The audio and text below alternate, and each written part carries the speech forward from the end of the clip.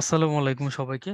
সবাইকে উত্তরণ কর্তৃক আয়োজিত 45তম বিসিএস লিখিত ফুল কোর্স এর সিলেবাস বিশ্লেষণ ও রিডিং ম্যাটেরিয়ালস ক্লাসটিতে স্বাগতম জানাচ্ছি। যারা সালাম দিয়েছেন, ওয়ালাইকুম আসসালাম। তো কিছুক্ষণের মধ্যে আমাদের আজকের ক্লাসটি শুরু হতে যাচ্ছে। আর আপনারা অনেকেই যোগদান করছেন এখনো আমাদের সাথে, তো সেক্ষেত্রে আমাদের ক্লাসটি শুরু হতে 2 থেকে 3 মিনিট সময় লাগতে পারে। তো আপনারা ভাইয়ের সাথে কনভারসেশন করার জন্য চ্যাট বক্সটা ইউজ করবেন। আর উত্তরণ সম্পর্কিত যদি কোনো কোশ্চেন থেকে থাকে চেষ্টা করবেন ক্লাসের শেষের দিকে করার জন্য। আমি আছি আপনাদের অ্যান্সারগুলো দেওয়ার জন্য। তো একটু ধৈর্য ধরে অপেক্ষা করার জন্য অনুরোধ করছি। আশা করি কিছুক্ষণের মধ্যে আমাদের আজকের ক্লাসটি শুরু হয়ে যাবে। ধন্যবাদ সবাইকে।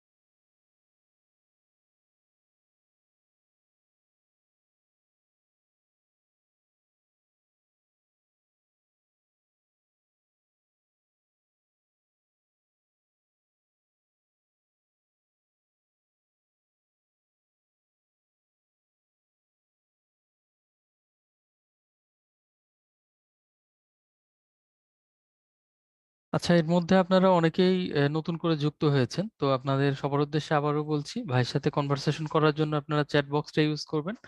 আর উত্তরণ সম্পর্কিত যদি কোনো জিজ্ঞাসা থেকে থাকে আপনারা চেষ্টা করবেন ক্লাসের শেষের দিকে করার জন্য। ধন্যবাদ।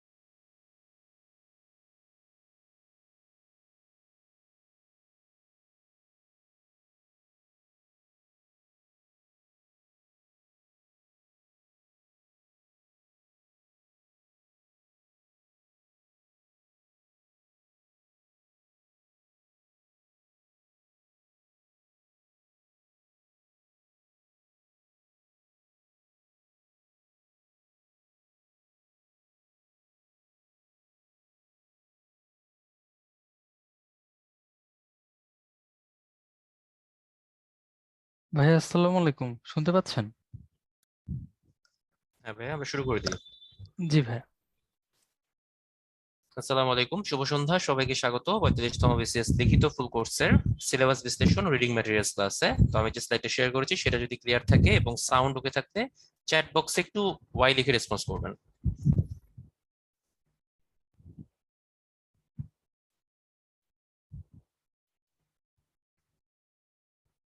ওকে, থ্যাংক ইউ।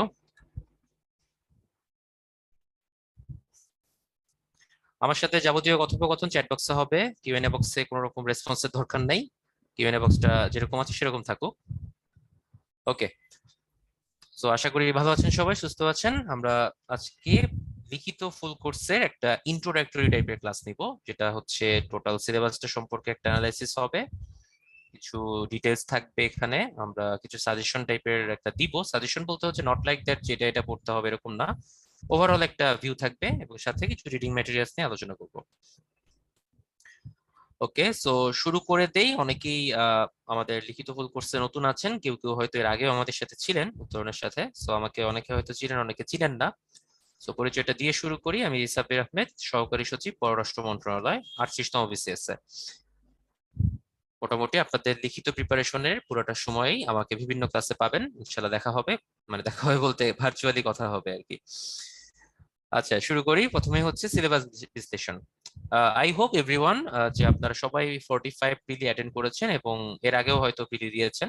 সো পিলি সম্পর্কে সবারই মোটামুটি আইডিয়া ক্লিয়ার আছে, যেহেতু এটা লিখিত কোর্স।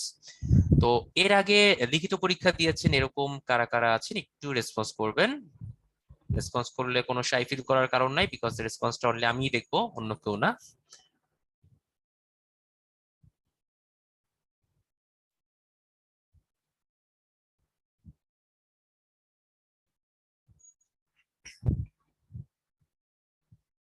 আচ্ছা, কয়েকজন আছেন যারা আগে দিয়েছেন লিখিত পরীক্ষা, বাকিরা ম্যাক্সিমামই নিউ। ওকে, গুড, সমস্যা নেই। দুই একজন যেহেতু আগে দিয়েছেন বা কয়েকজন দিয়েছেন, বাট ম্যাক্সিমাম যেহেতু নতুন, তো আপনাদের জন্য শুরু থেকে আলোচনা করি। বিসিএস লিখিত পরীক্ষাতে আপনার টোটাল সিলেবাস হচ্ছে বা টোটাল পরীক্ষার নম্বর হচ্ছে 900।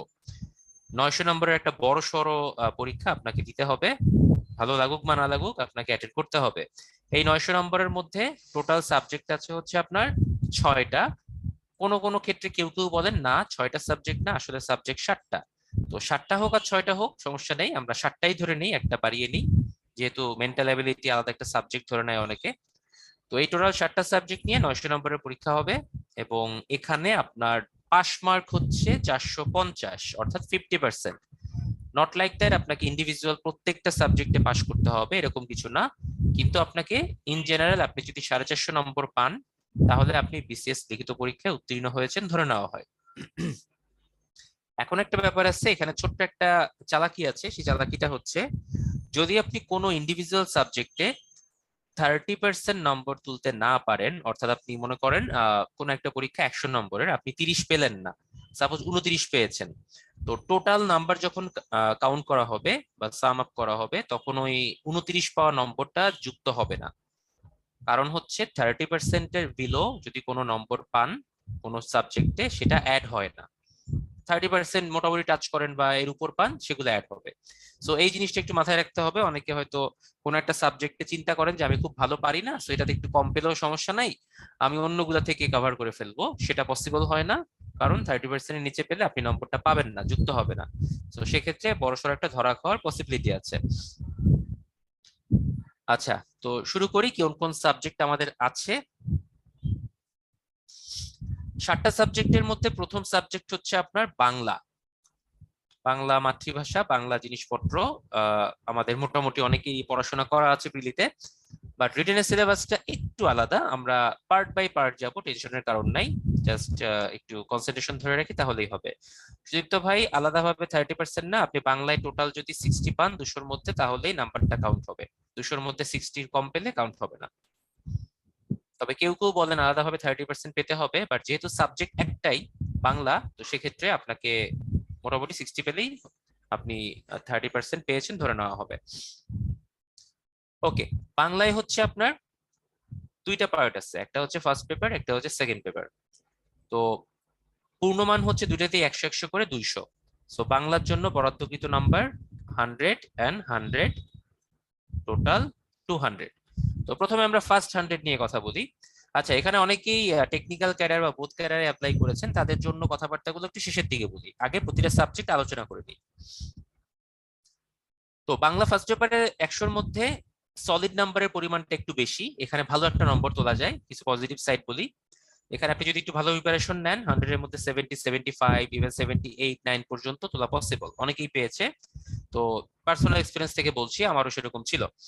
তো এখানে 4টা মাত্র পার্ট আছে, 100 নম্বর টোটাল। ফার্স্ট অফ অল হচ্ছে ব্যাকরণ। ব্যাকরণে বরাদ্দকৃত নম্বর হচ্ছে আপনার 30।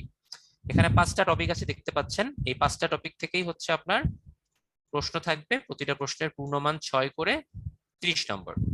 আচ্ছা, এরপর ভাব সম্প্রসারণ থাকবে একটা 20 নম্বর, সারমর্ম বা সারাংশ যে কোনো একটা উত্তর করতে হয় 20 নম্বর, এবং সাহিত্য রিলেটেড প্রশ্নের উত্তর 30 নম্বর। আচ্ছা, এইখানে একটু ডিপ আলোচনা করার বিষয় আছে, সাহিত্য আসছি, তার আগে ব্যাকরণটা শেষ করে নেই। ব্যাকরণে আসলে কি পড়তে হবে, শব্দ গঠন বলতে কি বোঝানো হচ্ছে? শব্দ গঠন বলতে বোঝানো হচ্ছে শব্দ গঠনের নিয়ম, সন্ধি, সমাস সবকিছু এর মধ্যে পড়ে যায়, যেগুলো দিয়ে শব্দ গঠিত হয়। তো এখানে কিছু ডেসক্রিপটিভ প্রশ্ন থাকে, যেমন বলা হলো যে কোন কোন উপায়ে শব্দ গঠিত হতে পারে, সন্ধি ও সমাসের পার্থক্য লিখুন, এরকম টাইপের কিছু ডেসক্রিপটিভ প্রশ্ন থাকে। দ্বিতীয়ত বানান বা বানানের নিয়ম, বাংলা আধুনিক বানানের নিয়ম আপনাকে পড়তে হবে। তারপর হচ্ছে তৎসম শব্দ বা সংস্কৃত শব্দের বানানের নিয়মও পড়তে হবে। তো এই টপিকগুলো থেকেও কিছু ডেসক্রিপটিভ প্রশ্ন থাকে, মানে 6 নম্বরের জন্য আপনার লিখে লিখে অ্যান্সার করতে হবে। হয়তো বলা থাকবে যে তৎসম শব্দের বানানের 6টি নিয়ম উল্লেখ করুন, তো আপনাকে 6টা নিয়ম লিখতে হবে, প্রতিটাই 1 নম্বর করে। আপনি যদি 6টা হুবহু লিখতে পারেন, আপনি 6 পেয়ে যাবেন, কোনো নম্বর এখানে কাটে না। 3 নম্বরে দেখেন বাক্য শুদ্ধি, প্রয়োগ, অপপ্রয়োগ। বাক্য শুদ্ধি বলতে আপনাকে এখানে 6টা বাক্য দেওয়া থাকবে, সে বাক্যের মধ্যে কোথাও না কোথাও কোনো একটা ভুল আছে, সেটা যে কোনো কিছু ভুল হতে পারে। বাক্যের আকাঙ্ক্ষা, আসক্তি, যোগ্যতা, মানে এই 3 রকমের ভুল হতে পারে।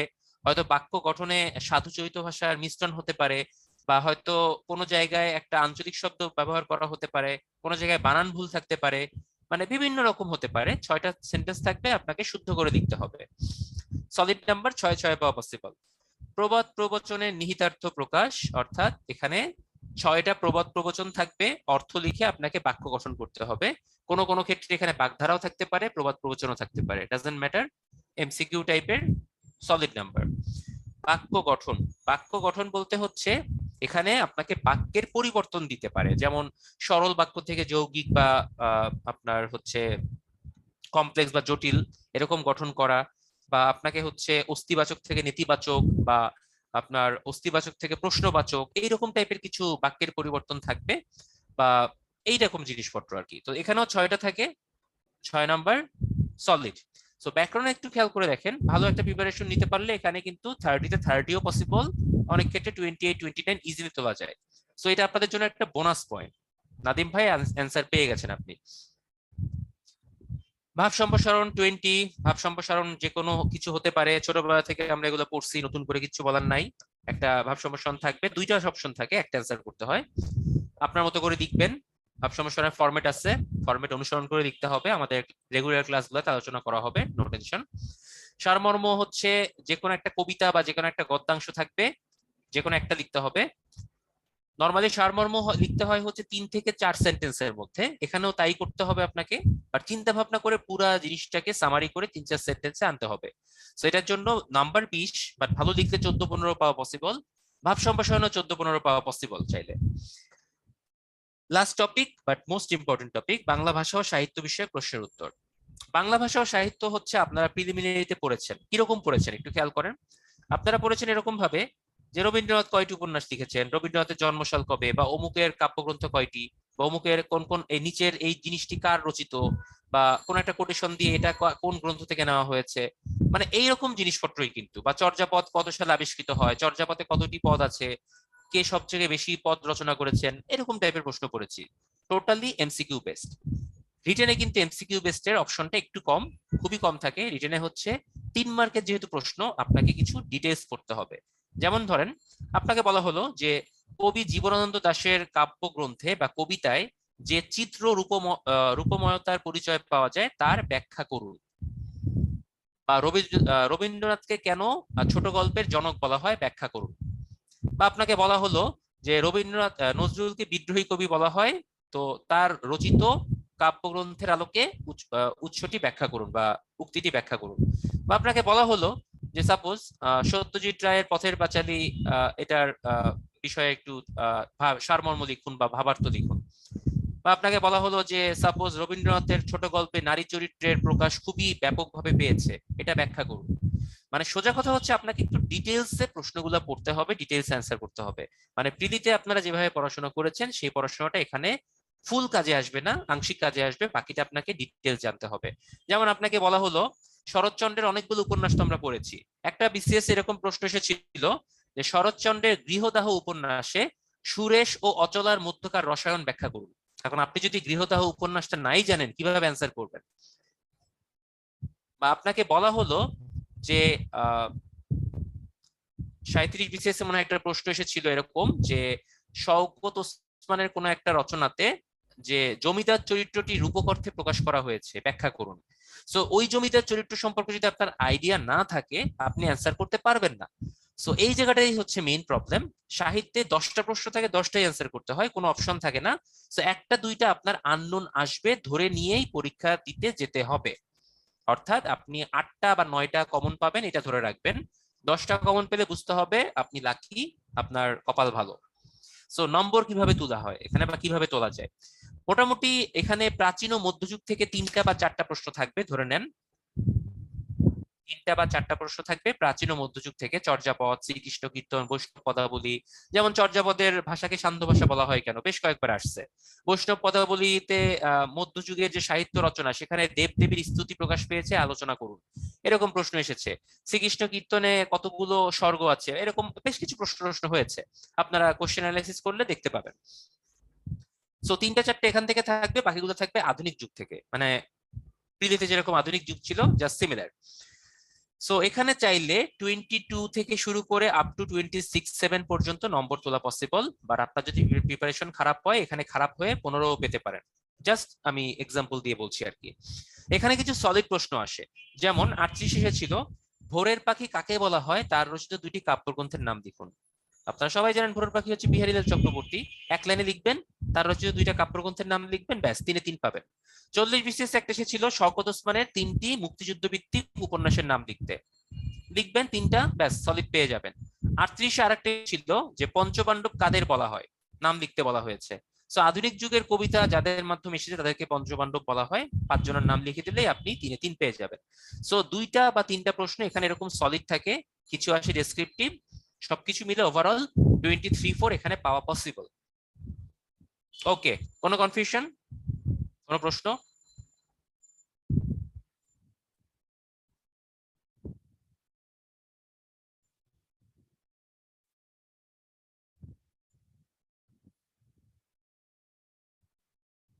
ওকে, গুড।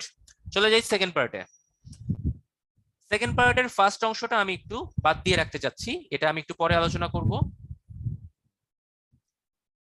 প্রথমেই আসি হচ্ছে গ্রন্থ সমালোচনা নিয়ে। কেন গ্রন্থ সমালোচনা বলছি আগে, এটা একটু কারণ আছে। সেকেন্ড পার্টে 5টা অংশ থাকে, কিন্তু এখানে সবকিছু হচ্ছে লেখা, লিখে লিখে আপনাকে নম্বর তুলতে হবে। এখানে সলিড নাম্বার অপশনটা নিয়ারলি 0, শুধুমাত্র অনুবাদে হয়তো একটু সলিড নাম্বার পাওয়া গেলেও যেতে পারে। আচ্ছা, গ্রন্থ সমালোচনা জিনিসটা সম্পর্কে একটু ব্যাখ্যা করি। আপনারা তো এতদিন ধরে বিভিন্ন কাব্যগ্রন্থের নাম পড়েছেন, উপন্যাসের নাম পড়েছেন, প্রবন্ধের নাম পড়েছেন, সংস্কৃতি বিষয়ক অনেক প্রবন্ধ পড়েছেন, মুক্তিযুদ্ধ বিষয়ক অনেক উপন্যাসের নাম পড়েছেন।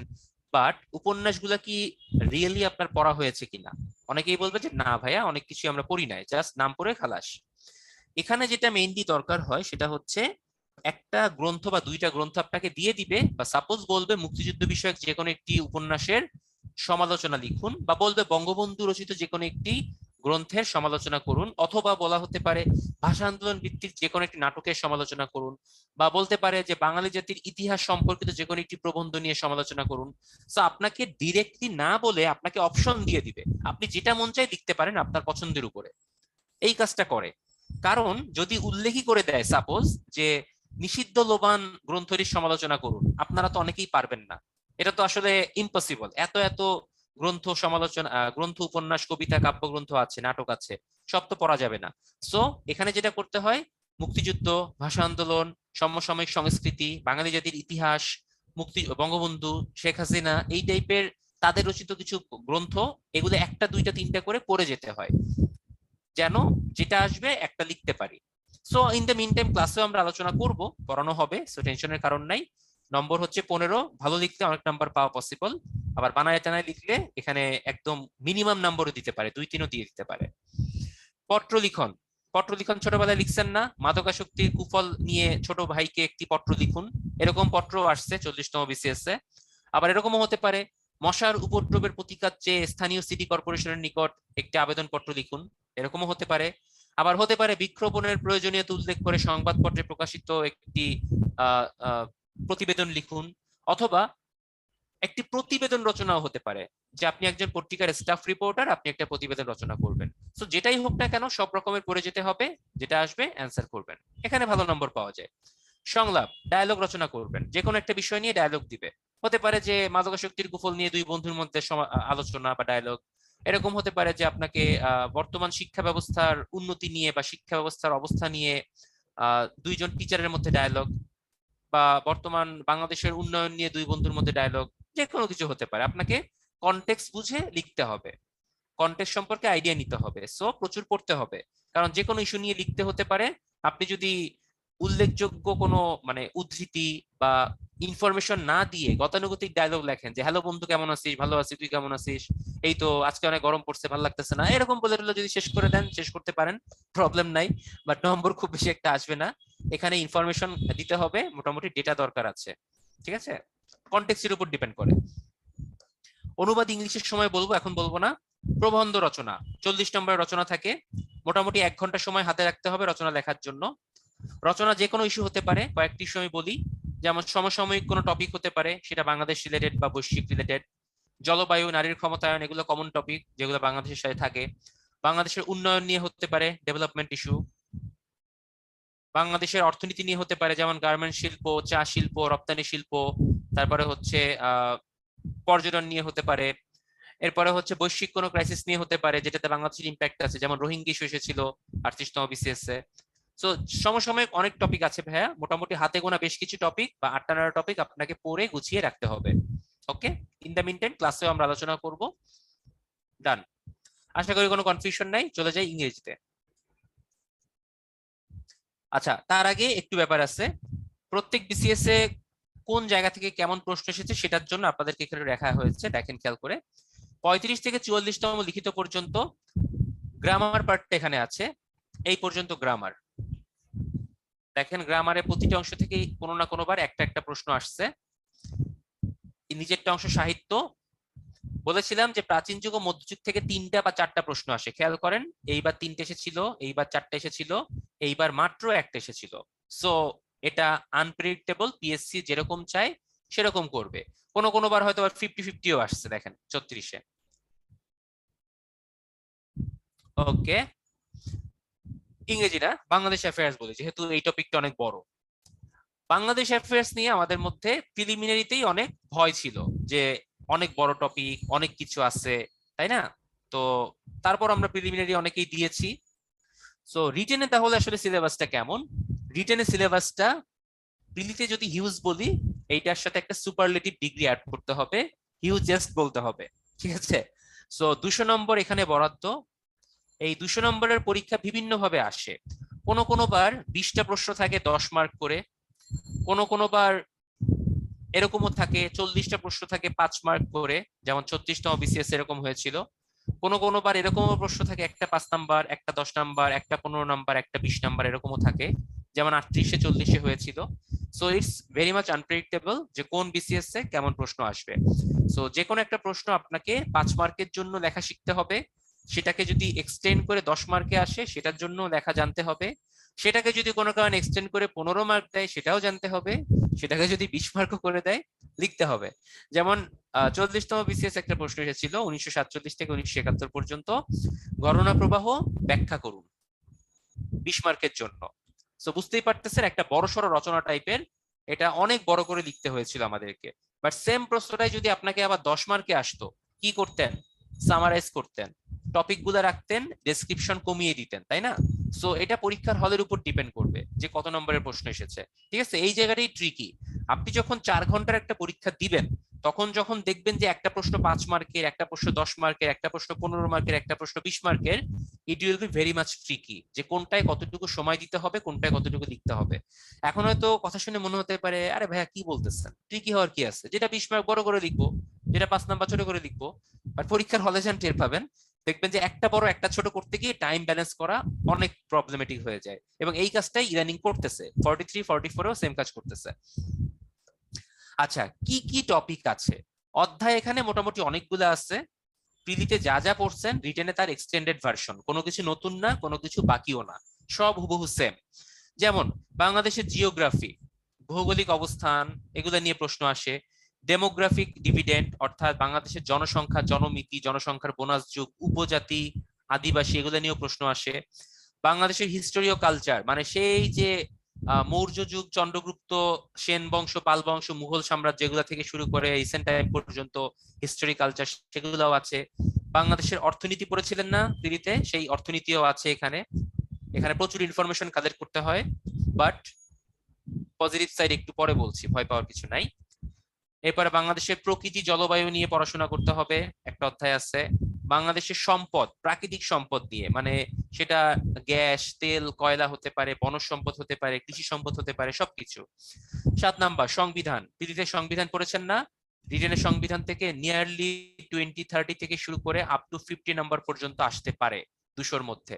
So very very important constitution বা সংবিধান। কিভাবে পড়বো, কি করব, সবকিছু আমরা আমাদের ক্লাসেই পাবেন।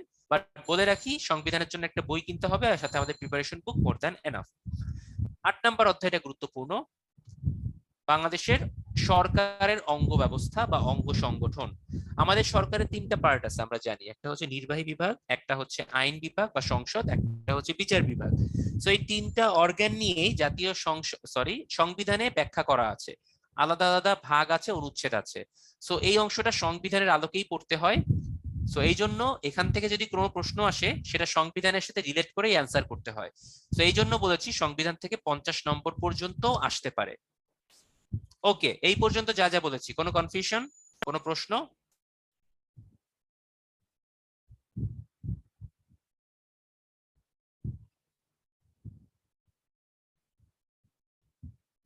ইলিয়াস ভাই, একসাথে পরীক্ষা হয়, আলাদা কিছু না। ওকে, গুড। চলে যাই পরবর্তী অংশে। আরো অধ্যায় আছে, দেখেন অধ্যায়ের কোনো শেষ নাই। Foreign policy and external relations of Bangladesh, অর্থাৎ বাংলাদেশের পররাষ্ট্র নীতি নামে একটা অধ্যায়। বাংলাদেশ ফরেন পলিসি কেমন, কোন দেশের সাথে কেমন নীতি অবলম্বন করতেছে, বিভিন্ন অঙ্গ সংগঠন বা বিভিন্ন আন্তর্জাতিক সংস্থার সাথে বাংলাদেশের সম্পর্ক কেমন, এগুলো আপনাকে এখানে পড়তে হবে। দেখেন ইউএন আছে, বিমস্টেক, D8, সার্ক, এগুলো আছে এর মধ্যে। পলিটিক্যাল পার্টিস বা রাজনীতি, প্রিলিতে রাজনৈতিক অংশ পড়েছিলেন না, রাজনৈতিক সংগঠন, এখানেও সেম রাজনৈতিক ব্যাপার স্যাপার একটু জানতে হবে, প্রশ্ন আসতে পারে। ইলেকশন, বাংলাদেশের নির্বাচন ব্যবস্থা। কন্টেম্পোরারি কমিউনিকেশন, মানে কিছু আলাদা ইস্যু, যেমন বাংলাদেশের আইসিটি, মিডিয়ার কি role, right to information, e governance বা সুশাসন, এই অংশগুলা এই অধ্যায়ের মধ্যে পড়েছে। সংবিধানের জন্য আলাদা একটা বই কিনতে হয় ভাইয়া, আমরা আমাদের ক্লাসে বলবো, সমস্যা নেই। অনেক রাইটারের বই আছে, আমাদের প্রিপারেশন বুক তো থাকছেই, তার সাথে যে কোনো একটা রাইটারের বই কিনতে পারেন। ছোট ছোট পকেট সংবিধান পাওয়া যায়, সেটাও কিনতে পারেন। আবার কিছু ব্যাখ্যা সহ সংবিধানের বই পাওয়া যায়, সেই ব্যাখ্যা সহ সংবিধানের বই কিনলে খুব ভালো হয়, আপনার উপর, যেটা আপনার জন্য কমফোর্টেবল। আচ্ছা দেখেন, অধ্যায় শেষ নাই, 16টা অধ্যায়। নন ফর্মাল ইনস্টিটিউশন, মানে চাপ সৃষ্টিকারী গোষ্ঠী পড়েছিলেন না প্রিলিমিনারিতে, সেই চাপ সৃষ্টিকারী গোষ্ঠী এবং এনজিও। গ্লোবালাইজেশন এবং বাংলাদেশ, বিশ্বায়ন এবং বাংলাদেশ, মানে বাংলাদেশ বিভিন্ন সংস্থার সাথে কিভাবে রিলেটেড। জেন্ডার ইস্যু এবং ডেভেলপমেন্ট, মানে নারীর ক্ষমতায়ন। লাস্ট টপিক মুক্তিযুদ্ধ, যেখান থেকে 50 নম্বর থাকবে, এই যে দেখেন উল্লেখ করেই দেওয়া আছে। সো এবার আমি বলি, আদনান ভাই যে কোনোটা থেকে আসতে পারে, নাও আসতে পারে, ডাজন্ট ম্যাটার। আপনারা খেয়াল করে দেখেন, মুক্তিযুদ্ধ 50, সংবিধান নিয়ারলি 30 থেকে 40। তার মানে আপনারা যদি এই 2টা অধ্যায় ভালো করে পড়েন, আপনি 80 নাম্বার মোটামুটি কমন পেয়ে যাবেন, বা 80 নাম্বারের প্রিপারেশন আপনার হয়ে যাবে। এখন তাহলে আপনারা বলেন আমরা কোন অংশটা সবার আগে পড়বো বা কোন অংশটা একটু ভালো করে পড়বো? এই নন ফর্মাল ইনস্টিটিউশন পড়বো, গ্লোবালাইজেশন পড়বো, বাংলাদেশের ফরেন পলিসি ভালো করে পড়বো, অর্থনীতি ভালো করে পড়বো, না মুক্তিযুদ্ধটা ভালো করে পড়বো? আপনারাই বলেন। Definitely liberation war. এখন আমার কথা হচ্ছে, লিবারেশন ওয়ারের টপিকটা তো আপনাদের জন্য নতুন কিছু না, আপনারা প্রিলিতে পড়ছেন, তাই না? সো প্রিলিতে কতটুকু ভালো করে পড়ছেন তার উপর ডিপেন্ড করে আপনি এখানে পড়বেন। যদি প্রিলির প্রিপারেশন খুব ভালো হয়, এখানে আপনাকে এই অংশে সময় কম ব্যয় করতে হবে, আদারওয়াইজ এখানে কিন্তু প্রচুর খাটতে হবে, ঠিক আছে? মুক্তিযুদ্ধের জন্য আমাদের প্রিপারেশন বুকটা ভালো করে দেখবেন, সাথে আমি একটা বইয়ের নাম বলতেছি, উচ্চ মাধ্যমিক পৌরনীতি, মোজাম্মেল হক স্যারের বই, একাদশ দ্বাদশ শ্রেণীর। এটার ফার্স্ট পার্ট এবং সেকেন্ড পার্ট দুইটাই কিনে রাখবেন। সেকেন্ড পার্টটা মেইনলি কাজে লাগবে, মুক্তিযুদ্ধ, সংবিধান, বাংলাদেশের সরকার ব্যবস্থা, রাজনৈতিক ব্যবস্থা, নির্বাচন ব্যবস্থা, বাংলাদেশের পররাষ্ট্রনীতি, দেখবেন সুন্দর করে অধ্যায় করে সাজানো আছে, ঠিক আছে? এই বইটা মাস্ট লাগবে, ফার্স্ট পার্ট আর সেকেন্ড পার্ট দুইটাই। আমরা আমাদের ক্লাসে আরো যদিও বলবো, আমাদের প্রতিটা ক্লাসেই হচ্ছে আমরা ওই ক্লাসে যে টপিক পড়ানো হবে সেই টপিকের জন্য কোন বই পড়বো সেই রেফারেন্স বইগুলো দিয়েই আমরা ক্লাস শুরু করি নরমালি। সো এখন খুব একটা টেনশন করবেন না যে কোন বইগুলো পড়তে হবে, আমরা বলে দিব টাইম টু টাইম। আচ্ছা, এখন একটা জিনিস খেয়াল করেন, যার মুক্তিযুদ্ধ এবং সংবিধান ভালো থাকবে সে বাংলাদেশ অ্যাফেয়ার্সে ভালো একটা পজিশনে যাবে। এবার আরেকটু বলে দিই, জিওগ্রাফি থেকে সবসময় 10 নাম্বার বা 15 নম্বরের প্রশ্ন আসে, জনসংখ্যা থেকেও 10 নম্বরের প্রশ্ন আসে, অর্থনীতি থেকে মিনিমাম 10 নম্বরের প্রশ্ন আসবে, ঠিক আছে? এগুলো খুব কমন বিষয়। সংবিধান তো বললামই 30 থেকে 40 চলে যায়। বাংলাদেশের পররাষ্ট্রনীতি নিয়ে একটা 10 নম্বরের প্রশ্ন আসে, বাংলাদেশের নির্বাচন রাজনৈতিক ব্যবস্থা নিয়ে 10 নম্বরের প্রশ্ন মোটামুটি আসে। যেহেতু আইসিটির যুগ, এখান থেকেও 10-15 থাকতে পারে, টিকা আকারে হোক বা অন্য আকারে হোক। সাথে তো অন্য জিনিসপত্রগুলো আছেই, নারীর ক্ষমতায়ন নিয়েও মাঝে মাঝে 10 নম্বর থাকে। সো সবকিছু মিলিয়ে 200 নম্বরের প্রশ্ন হবে, কোনোটা আসতে পারে কোনোটা নাও আসতে পারে, ইউ নেভার নো। সো মোটামুটি সবগুলোই পড়তে হবে। আচ্ছা, এখন একটা জিনিস আপনাদেরকে ভাই আপুরা বলি, যে অধ্যায়গুলো দেখলেন খেয়াল করে দেখেন তো, বাংলায় যে আমি রচনার কথাগুলো বলছি সেগুলো এই স্লাইডে দেখেন, নারীর ক্ষমতায়ন আছে, মুক্তিযুদ্ধ আছে, গ্লোবালাইজেশন বা বিশ্বায়ন আছে, এর সাথে বাংলাদেশের সম্পর্ক আছে, আইসিটি বা বাংলাদেশের উন্নয়ন তার সাথে নির্বাচন ব্যবস্থা যুক্ত হচ্ছে, ফরেন পলিসি বাংলাদেশের পররাষ্ট্রনীতি মিল আছে, বাংলাদেশের এনভায়রনমেন্ট এই যে 5 নম্বর অধ্যায় দেখেন, মানে জলবায়ু পরিবর্তন ও বাংলাদেশ, এটার মিল আছে। তো তো খেয়াল করে দেখেন, যারা বাংলাদেশ অ্যাফেয়ার্স ভালো করে প্রিপারেশন নেন এবং ইন্টারন্যাশনাল অ্যাফেয়ার্স, আমরা ওটাতে আসতেছি, এই দুইটা যারা ভালো করে পড়েন তাদের রচনার জন্য আলাদা করে খুব একটা প্রিপারেশন নিতে হয় না। এই জিনিসগুলোকেই একটু রচনার মতো করে কোটেশন, চার্ট, কোনো ইনফরমেশন, ডেটা বা কোনো গ্রাফ, তারপর পয়েন্ট, এগুলো সাজিয়ে নিলেই হয়ে যায়। সো রচনা আমরা পড়বো হচ্ছে বাংলাদেশ অ্যাফেয়ার্স এবং ইন্টারন্যাশনাল অ্যাফেয়ার্স এর সাথে মিলিয়ে বা মিল করে, ঠিক আছে? এটা মাথায় রাখবেন, তাহলে দেখবেন পড়ার চাপটা অনেকটাই কমে যাবে। অনেকেই ভয় পান যে বাংলায় রচনা 40 নাম্বার, ইংরেজিতে রচনা 50 নাম্বার, এত রচনা পড়ার টাইম কোথায়? টেনশন করবেন না, Bangladesh affairs international affairs complete করেন, রচনার প্রিপারেশন 70% হয়ে যাবে, বাকি 30% নিজের মতো করে একটু গুছিয়ে নিতে হবে, ঠিক আছে? বুশরা আপু, এত ভয় পেলে তো হবে না, কোনো ভয়ের কিছু নাই। আমি একটা কথা বলি এখানে, আচ্ছা শরণ ভাই যেটা বলেছেন, রুটিন কারেকশন করার আসলে দরকারটা নাই, আপনি প্রতিটা টপিকই তো পড়বেন, কোনোটা তো বাদ দিবেন না। বাট আমার রিকোয়েস্ট থাকবে হচ্ছে আপনি বাংলাদেশ অ্যাফেয়ার্সে মুক্তিযুদ্ধ সংবিধানটা একটু বেশি ভালো করে পড়তে হবে, কারণ এই অংশটা থেকে প্রশ্ন আপনার মাস্ট আসবে মোটামুটি কনফার্ম, 50 নাম্বার এবং 30 নাম্বার, 80 নাম্বার। এই অংশগুলো একটু ভালো করে প্রিপারেশন নেবেন এবং বাকিগুলোও পড়তে হবে, কারণ আপনি কি 200-র মধ্যে 80 পেয়ে কি পাশ করে যাবেন? আপনার অন্যগুলো লিখতে হবে না? বাংলাদেশে প্রচুর লিখতে হয় এবং সবাই চেষ্টা করে এখান থেকে নম্বর ভালো করে তুলে নেওয়ার জন্য। সো সবগুলো অধ্যায় পড়তে হবে, সবগুলোই মোটামুটি গুরুত্ব রাখতে হবে। পার্ট বাই পার্ট যাব। রিটেন একটা মহাসমুদ্র, মহাসমুদ্রে আসলে জার্নিটা শুরু করতে হয়, শুরু করার পর দেখবেন হয়ে গেছে, ভয় পাওয়ার কোনো কারণ নাই। ওকে, সো বাংলাদেশ অ্যাফেয়ার্স শেষ করলাম, আমরা চলে যাই প্রিভিয়াস ইয়ার একটু কোশ্চেন দেখি যে কোন অংশ থেকে কেমন এসেছে। খেয়াল করেন ভাইয়া, আমি বলেছিলাম যে ভূপ্রকৃতি জলবায়ু থেকে ম্যাক্সিমাম সময় 10-15 নাম্বার আসে, কোনো কোনো সময় আসে না। যেমন 44-এ আসেনি, 41-এ আসেনি, বাট 43 to 40 এগুলাতে এসেছে। আবার দেখেন আবহমান বাংলার ইতিহাস থেকে কোনোবারই প্রশ্ন আসেনি, মানে 3 নাম্বার অধ্যায় থেকে। মুক্তিযুদ্ধ থেকে খেয়াল করেন, এই যে 3, 1, 2, 2, 1, এগুলো হচ্ছে প্রশ্নের সংখ্যা, বাট প্রশ্নের মান হচ্ছে সব মিলিয়ে 50, এটা মাথায় রাখবেন।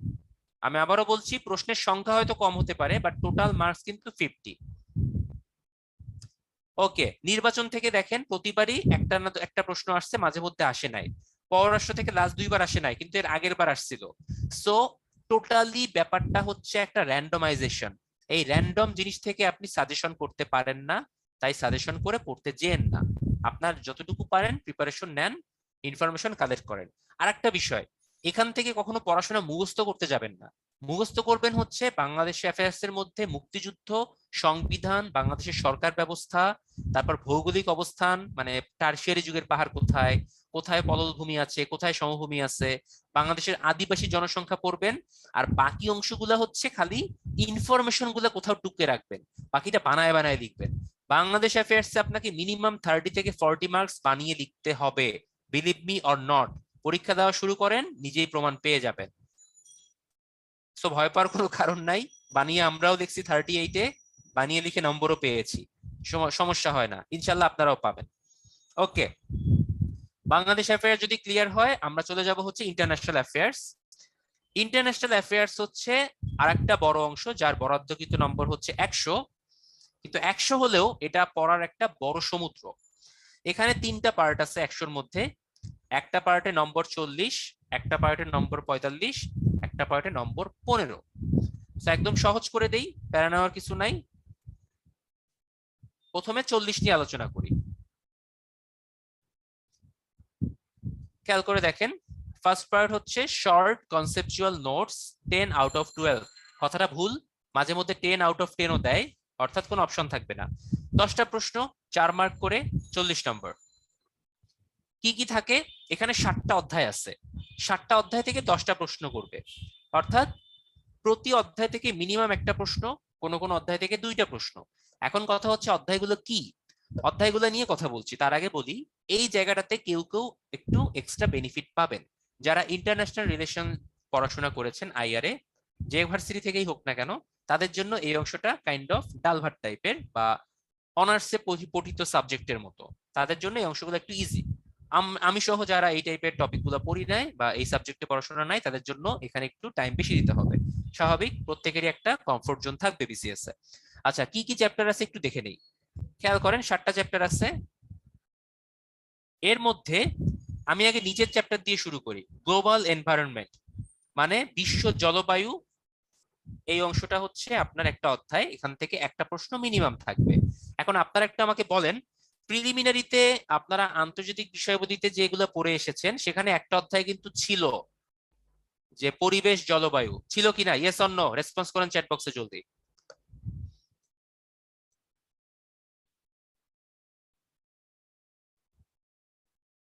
ওখানে যা যা পড়েছেন, ইয়েস, গুড। ওখানে যা যা পড়েছেন ভাইয়া, সেটার একটু এক্সটেন্ডেড ভার্সন পড়তে হবে, আর কিচ্ছু না, একদম সেম টাইপের সিলেবাস। সো নো টেনশন, একটা অধ্যায় হয়ে গেল। এবার দেখেন প্রথম অধ্যায়ে আসি, ইন্ট্রোডাকশন টু ইন্টারন্যাশনাল অ্যাফেয়ার্স। এখানে হাতে গোনা 4-5টা প্রশ্ন পড়লে আর কিছু পড়তে হয় না, একদম সহজ একটা অধ্যায়, খুবই ছোট অধ্যায়। অর্থাৎ আন্তর্জাতিক রাজনীতি কি, আন্তর্জাতিক সম্পর্ক কাকে বলে, এই টাইপের জিনিসপত্র। 2 নম্বর অধ্যায়টা গুরুত্বপূর্ণ, মেইনলি 2, 3, 4, 5, 6 এই 5টা অধ্যায় একটু বেশি গুরুত্ব বহন করে। ঠিক আছে, আসেন 2 নম্বরটাই ব্যাখ্যা করি কি কি আছে। অধ্যায়ের নাম হচ্ছে অ্যাক্টরস ইন দ্য ওয়ার্ল্ড, মানে বিশ্ব রাজনীতির বা বিশ্বের নিয়ামক বা কোন কোন জিনিসগুলো নিয়ামক হিসেবে কাজ করে। তো এখানে স্টেট কাকে বলে, বিভিন্ন রকমের স্টেটের উদাহরণ, সার্বভৌমত্ব কাকে বলে, স্টেট অ্যাক্টর কি জিনিস, নন স্টেট অ্যাক্টর কি জিনিস, তারপরে হচ্ছে এদের মধ্যে সম্পর্ক, এই টাইপের কয়েকটা প্রশ্ন পড়লে আর কিছু পড়তে হয় না। তো টাইপ অফ স্টেট হচ্ছে অনেক রকম আছে, এখানে অনেকগুলা জিনিস আছে। আমি একটু আপনাদেরকে বলি ভাইয়া, কনসেপচুয়াল ইস্যুর জন্য আমাদের প্রিপারেশন বুকটা মোর দ্যান এনাফ। আমি নিজে দেখেছি, জাস্ট এইটুকু গ্যারান্টি আপনাকে দিতে পারি ভাইয়া, খুবই সুন্দরভাবে গোছানো আছে এই অংশটা। এই অংশটার জন্য আপনারা যদি চান যে আমি অন্য কিছু পড়বো না, ইনশাল্লাহ হবে। তারপর ভাই একটা দুইটা প্রশ্ন মাঝে মধ্যে আননোন দিতে পারে, ওই যে বাংলা সাহিত্যের মতো 10টার মধ্যে 10টাই আপনার কমন পড়বে না, এখানেও মাঝে মধ্যে একটা দুইটা হুটহাট করে আননোন দিয়ে দেয়। সো মেন্টালি একটু প্রিপারেশন রাখতে হবে যে একটা প্রশ্ন আমার বাদবে না। আচ্ছা, 3 নম্বর অধ্যায় পাওয়ার এবং সিকিউরিটি। পাওয়ারের বাংলা এখানে হচ্ছে শক্তি। শক্তি কাকে বলে, জাতীয় শক্তি কাকে বলে, শক্তি সাম্য কি জিনিস বা ব্যালেন্স অফ পাওয়ার কাকে বলে, জিও পলিটিক্স কি জিনিস, সন্ত্রাসবাদ কি, সন্ত্রাসবাদের প্রকৃতি কেমন, কোন কোন দেশে সন্ত্রাসবাদ হচ্ছে, এই টাইপের কিছু র্যান্ডম ইনফরমেশন এখান থেকে আমরা পড়বো। হ্যাঁ ইলিয়াস ভাই, অল টাইম সেম, এগুলো চেঞ্জ করার অপশন নাই। 4 নম্বর অধ্যায়ে মেজর আইডিয়া এবং আইডিওলজিস, অর্থাৎ ইন্টারন্যাশনাল রিলেশনের কিছু আইডিওলজি বা থিওরি আপনাকে পড়তে হবে, যেটাকে আইআর থিওরি বলবো আমি। যেমন জাতীয়তাবাদ, তারপরে হচ্ছে ইম্পেরিয়ালিজম, কলোনিয়ালিজম বা উপনিবেশবাদ, নিও কলোনিয়ালিজম বা নব্য উপনিবেশবাদ, মডার্নিজম বা আধুনিকতাবাদ, গ্লোবালাইজেশন বা বিশ্বায়ন, নিউ ওয়ার্ল্ড অর্ডার বা নব্য বিশ্ব ব্যবস্থা। এই এই জিনিসগুলো সম্পর্কে ভাই আমি জানি আপনাদের কারোরই তেমন কোনো আইডিয়া নাই, তো এগুলা ভালো করে আমাদের পড়তে হবে, একটা কঠিন অংশ। 5 নম্বর অধ্যায় foreign policy and diplomacy. Foreign পলিসিটা তো আসলে মোটামুটি আইডিয়া আমাদের আছে, এখানে আমরা কিছু কূটনৈতিক জিনিসপত্র পড়াশোনা করব ইনশাল্লাহ। এই ক্লাসে আপনাদের সাথে আমার দেখা হবে, কথা হবে ইনশাল্লাহ, টেনশনের কোনো কারণ নাই। ইন্টারন্যাশনাল ইকোনমিক রিলেশন, অর্থাৎ বিশ্বে অর্থনৈতিক ব্যবস্থা কেমন ভাবে চলাফেরা করছে সেটা নিয়ে একটু পড়তে হবে। যেমন আন্তর্জাতিক ট্রেড, ফ্রি ট্রেড কাকে বলে, তারপর হচ্ছে ফ্রি ট্রেড এগ্রিমেন্ট কি বা এফটিএ কি জিনিস, সংরক্ষণবাদ কি। তারপর আমরা জানি যে বাইরে থেকে কোনো কিছু আমদানি রপ্তানি করলে তার উপর কোটা ট্যারিফ এগুলা আরোপ করা হয়, সো ট্যারিফ কাকে বলে, কোটা কাকে বলে, প্রোটেকশনিজম কি জিনিস, তারপর হচ্ছে আপনার কপিরাইট অ্যাক্ট কি জিনিস, তারপরে আপনার এই টাইপের জিনিসপত্র আছে কিছু। এফডিআই কি, ফরেন ডিরেক্ট ইনভেস্টমেন্ট, বিশ্ব দারিদ্র অবস্থা বা global poverty, north south gap, এই জিনিসগুলো এই অধ্যায়ে আছে। এবং এটা কিন্তু একটু বড় অধ্যায়, অনেকগুলো টপিক আছে এখানে পড়ার জন্য। সো আমি আপনাদেরকে বলবো ইন্টারন্যাশনাল অ্যাফেয়ার্স এর মেইন জিনিসটা হচ্ছে এই কনসেপচুয়াল ইস্যু বা সেকশন এ, যেটাতে 40 নম্বর বরাদ্দ। এখানে অনেক কিছু পড়ার আছে। ফয়সাল ভাই, পত্রিকা সবকিছুর জন্যই লাগে, আপনাকে রিসেন্ট ইনফরমেশন জানার জন্য পত্রিকা পড়তেই হবে। সো গুরুত্ব দিয়েই পত্রিকা পড়া উচিত, বাট বেশি সময় যেন নষ্ট না হয় সেটার দিকেও খেয়াল রাখতে হবে। ওকে, এবার চলে যাই সেকেন্ড পার্টে, এম্পেরিক্যাল ইস্যু। এম্পেরিক্যাল ইস্যুর জন্য বরাদ্দকৃত নম্বর 45, 4টা প্রশ্ন থাকবে, 3টে অ্যান্সার করতে হবে, 15 গুণ 3 45। কখনোই 3টা প্রশ্নই 15 নম্বরের হয় না, কোনো কোনো ক্ষেত্রে 10+5 হয়, কোনো কোনো ক্ষেত্রে 7+8 হয়, কোনো কোনো ক্ষেত্রে 9+6 হয়, এরকম হতেই পারে, মানে একটা বড় একটা একটু ছোট। এখানে অধ্যায় আছে বেশ কয়েকটা, বাট সবগুলো অধ্যায় গুরুত্বপূর্ণ না। তার আগে আপনাদেরকে বলি, আপনারা প্রিলিতে আন্তর্জাতিক সংগঠন একটা চ্যাপ্টার পড়েছিলেন 5 মার্কের জন্য, মনে আছে? Yes or no?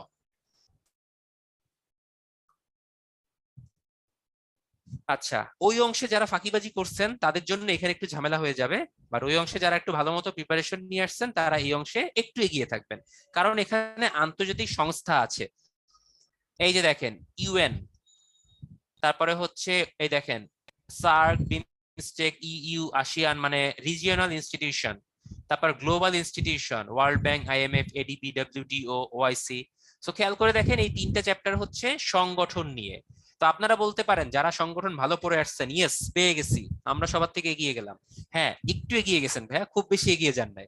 কারণ প্রিলিতে কি পড়ছিলেন? প্রিলিতে পড়ছিলেন হচ্ছে কোন সংগঠনের সদস্য কত, কোন সংগঠনের সদর দপ্তর কবে কোথায়, কোন সংগঠন কবে প্রতিষ্ঠিত হয়েছে, কোনটার মহাসচিব কে, কোনটার লেটেস্ট সদস্য কে, এগুলাই তো পড়ছি। এর সাথে হয়তো ডিটেলস একটু পড়েছি কি কি কাজ করে। এখানে আপনাকে হুবহু এভাবে দিবে না, দুই একটা প্রশ্ন হয়তো এরকম থাকতে পারে, যেমন কোন একটা বিসিএস এসেছিল যে জাতিসংঘের কতগুলো অঙ্গ সংগঠন আছে এবং জাতিসংঘের সংস্কার প্রয়োজন আছে কিনা আপনি মনে করেন কিনা। দেখেন খেয়াল করে আপনি সংগঠনগুলো লিখতে পারবেন, কিন্তু সংস্কার প্রয়োজন কিনা এটার জন্য কিন্তু আপনাকে ডিটেলসে পড়তে হবে। এবার এরকম প্রশ্ন এসেছে, সার্ক কাকে বলে বা সার্ক কত সালে প্রতিষ্ঠিত হয়, সার্কের নীতিমালা ব্যাখ্যা করুন, একবার এসেছিল। অথচ আরেকবার এরকম প্রশ্ন এসেছিল, সার্কের বিকল্প হিসেবে বিমস্টেককে চিন্তা করা যায় কিনা। তখন কিন্তু আপনাকে সার্ক বিমস্টেক দুটারই কার্যকলাপ ব্যাখ্যা করতে হবে, শুধুমাত্র কত সালে প্রতিষ্ঠিত হয়েছে, কতটা সদস্য আছে এগুলো লিখলেই কিন্তু হবে না। সো আপনাকে ডিটেলস পড়তে হবে। বা আপনাকে বলা হলো বাংলাদেশ কেন আসিয়ানের সদস্য হতে পারছে না বলে আপনি মনে করেন, আসিয়ানের সদস্য হওয়ার জন্য বাংলাদেশের কি করা উচিত, এক্ষেত্রে সার্ক ও বিমস্টেকের কোনো ভূমিকা আছে কিনা, দিলাম প্যাচ লাগায়া। এই টাইপের প্রশ্ন অ্যান্সার করতে গেলে কিন্তু ঝামেলা হবে, কারণ 3টা সম্পর্কে আপনাকে একটা কনসেপ্ট রাখতে হবে, ইনফরমেশন নিয়ে লিখতে হবে। আপনাকে এরকম প্রশ্ন দিতে পারে যে বৈশ্বিক যে সংকট দেখা দিয়েছে ইউক্রেন রাশিয়া যুদ্ধের জন্য, তাতে ওয়ার্ল্ড ব্যাংক বা আইএমএফ এর কোনো ভূমিকা আছে কিনা, কি অ্যান্সার করবেন? আপনাকে তো জানতে হবে যে ওয়ার্ল্ড ব্যাংক আইএমএফ কি কাজ করে। দেন এটার সাথে আপনি ইউক্রেন রাশিয়া সংকটকে কানেক্ট করবেন। আপনাকে বলা হলো যে বিশ্ব মুসলিমের উপর যে পরিমাণ অত্যাচার করা হচ্ছে তাতে ওআইসি কতটুকু ভূমিকা রাখতে ব্যর্থ হয়েছে আলোচনা করুন। আপনাকে তখন বিশ্ব মুসলিমদের উপর যে অত্যাচার হয়েছে তার একটা কনটেক্সট আলোচনা করতে হবে, ওআইসি কি কি রেজলিউশন দিয়েছিল সেগুলো জানতে হবে। সো দেখেন, খেয়াল করে এখানে জানার বিষয় কিন্তু অনেক, বাট নম্বর অনেক কম তার তুলনায়। সো এম্পেরিক্যাল ইস্যু একটা বিগ ইস্যু, আমাদের প্রতিটা ক্লাস আপনাকে এই জন্য একটু ভালো করে ফলো করতে হবে। এখানে অনেক কিছু পড়ার আছে এবং ভালো লিখলে এখানে ভালো নম্বর তোলা পসিবল। ওকে, অর্গানাইজেশন নিয়ে কথাবার্তা গেল। এবার দেখি আরেকটা জিনিস, আরেকটা প্রশ্ন, সেটা হচ্ছে কনফ্লিক্টস বা বিবাদ। বিবাদ নিয়ে অলওয়েজ একটা প্রশ্ন থাকে, যেমন কাশ্মীর ইস্যু নিয়ে 40-এ প্রশ্ন এসেছিল, চীন ইউএস এর বিবাদ নিয়ে প্রশ্ন এসেছিল কোনো একবার, রোহিঙ্গা নিয়ে বাংলাদেশ মিয়ানমারের প্রশ্ন এসেছিল কোনো একবার, ইউক্রেন রাশিয়া নিয়ে প্রশ্ন এসেছিল লাস্ট বার। সো ক্রাইসিস নিয়ে বা কনফ্লিক্ট নিয়ে মাস প্রশ্ন আসবে। খেয়াল করে দেখেন, কয়েকটা ক্রাইসিস আপনাকে এখানে সাজেশন দেওয়া আছে, শুধু যে এগুলোর মধ্যেই আসবে তা কিন্তু না। এখানে কিন্তু কোথাও ইউক্রেন রাশিয়া নাই, আছে, অথচ সেটা কিন্তু হয়ে গেছে। সো এই সিলেবাস যখন প্রণয়ন করেছে তখন ইউক্রেন রাশিয়া ছিল না, বাট এখন হয়েছে। আজ বাদে কাল যদি বাংলাদেশ মিয়ানমার যুদ্ধ বাঁধে সেটাও কিন্তু একটা টপিক হয়ে যাবে। সো কনফ্লিক্টস গুলো আমাকে একটু পড়তে হবে, জানতে হবে, এগুলোর ফরম্যাট আছে, ক্লাসে আলোচনা করব, নো টেনশন। দুই রকম টাইপের প্রশ্ন আলোচনা করলাম, একটা হচ্ছে সংগঠন, একটা হচ্ছে কনফ্লিক্ট। 3 নম্বর টাইপ, ফরেন রিলেশন, বিভিন্ন রাষ্ট্রের মধ্যকার সম্পর্ক। এই রাষ্ট্রগুলো কিন্তু সেনেগাল, সুদান, জিম্বাবুয়ে এই টাইপের দেশ না, এগুলো একটু মেজর পাওয়ার যারা, যেমন ইউএসএ, রাশিয়া, চায়না, ফ্রান্স, তারপর ব্রাজিল, ইন্ডিয়া, এই টাইপের দেশগুলা। সো এদের মধ্যকার যে আন্তর সম্পর্ক সেগুলা নিয়ে মাঝে মধ্যে প্রশ্ন আসে, যেমন ইউএসএ চায়না বাণিজ্য যুদ্ধ নিয়ে প্রশ্ন এসেছিল। সো এরকম প্রশ্ন আসতে পারে যে জাতিসংঘের স্থায়ী সদস্যপদ নেওয়ার জন্য বা নিরাপত্তা পরিষদের সদস্যপদ পাওয়ার জন্য ব্রাজিল এবং ইন্ডিয়া জোরালো দাবি তুলেছে। সো ব্রাজিল এবং ইন্ডিয়ার মধ্যকার সম্পর্ক বিশ্লেষণ পূর্বক জাতিসংঘে তাদের অন্তর্ভুক্তির কতটুকু সম্ভাবনা আছে ব্যাখ্যা করুন। যদি এরকম প্রশ্ন দেয় কি করবেন, জানতে হবে। সো দিতেই পারে, আপনাকে আইডিয়া নিতে হবে সবগুলো বিষয় সম্পর্কে। সো হিউজ সিলেবাস এখানে, একটু মাথায় রেখে সেভাবে আমাদের পড়তে হবে। আচ্ছা, last topic, Bangladesh related. Bangladesh কোথায় কোথায় রিলেশন আছে সেগুলাও একটা টপিক, যেমন বাংলাদেশের সাথে তার পার্শ্ববর্তী দেশগুলোর সম্পর্ক নিয়ে প্রশ্ন হতে পারে, ইন্ডিয়া, পাকিস্তান, মিয়ানমার বা সাউথ ইস্ট এশিয়া বা সাউথ এশিয়ার কান্ট্রিগুলোর সাথে রিলেশন নিয়ে প্রশ্ন হতে পারে, বাংলাদেশের কোনো জায়গায় সাফল্য ব্যর্থতা নিয়ে প্রশ্ন হতে পারে। সো বাংলাদেশ একটা টপিক। সো এই 4টা টপিক নিয়েই প্রশ্ন আসবে, যে কোনো 3টে অ্যান্সার করতে হবে, মোটামুটি শিওর থাকেন। ওকে, ক্লিয়ার হয়েছে কিনা টপিক, কোনো প্রশ্ন, কোনো কনফিউশন?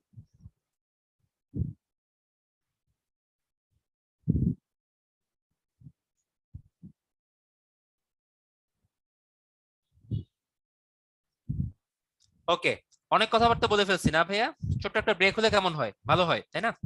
একটা ব্রেক দেই 3-4 মিনিটের, 3-4 মিনিট ব্রেকের পর আমরা আবারও ব্যাক করব। আমাদের টপিক বাকি আছে হচ্ছে গণিত, মানসিক দক্ষতা এবং বিজ্ঞান, সেগুলো এবং ইংরেজি, এই 4টা নিয়ে আমরা পরে আলোচনা করব। ওকে, সো 3 মিনিট পর কথা হচ্ছে, থ্যাংক ইউ।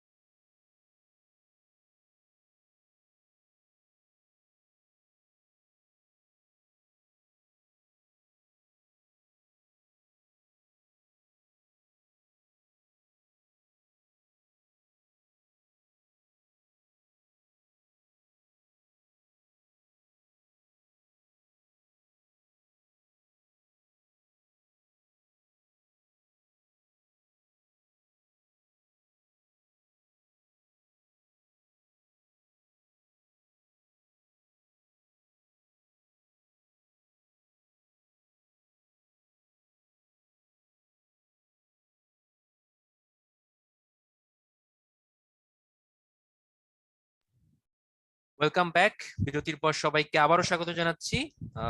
আশা করি সবাই সাথে আছেন। আমরা কি শুরু করে দিব?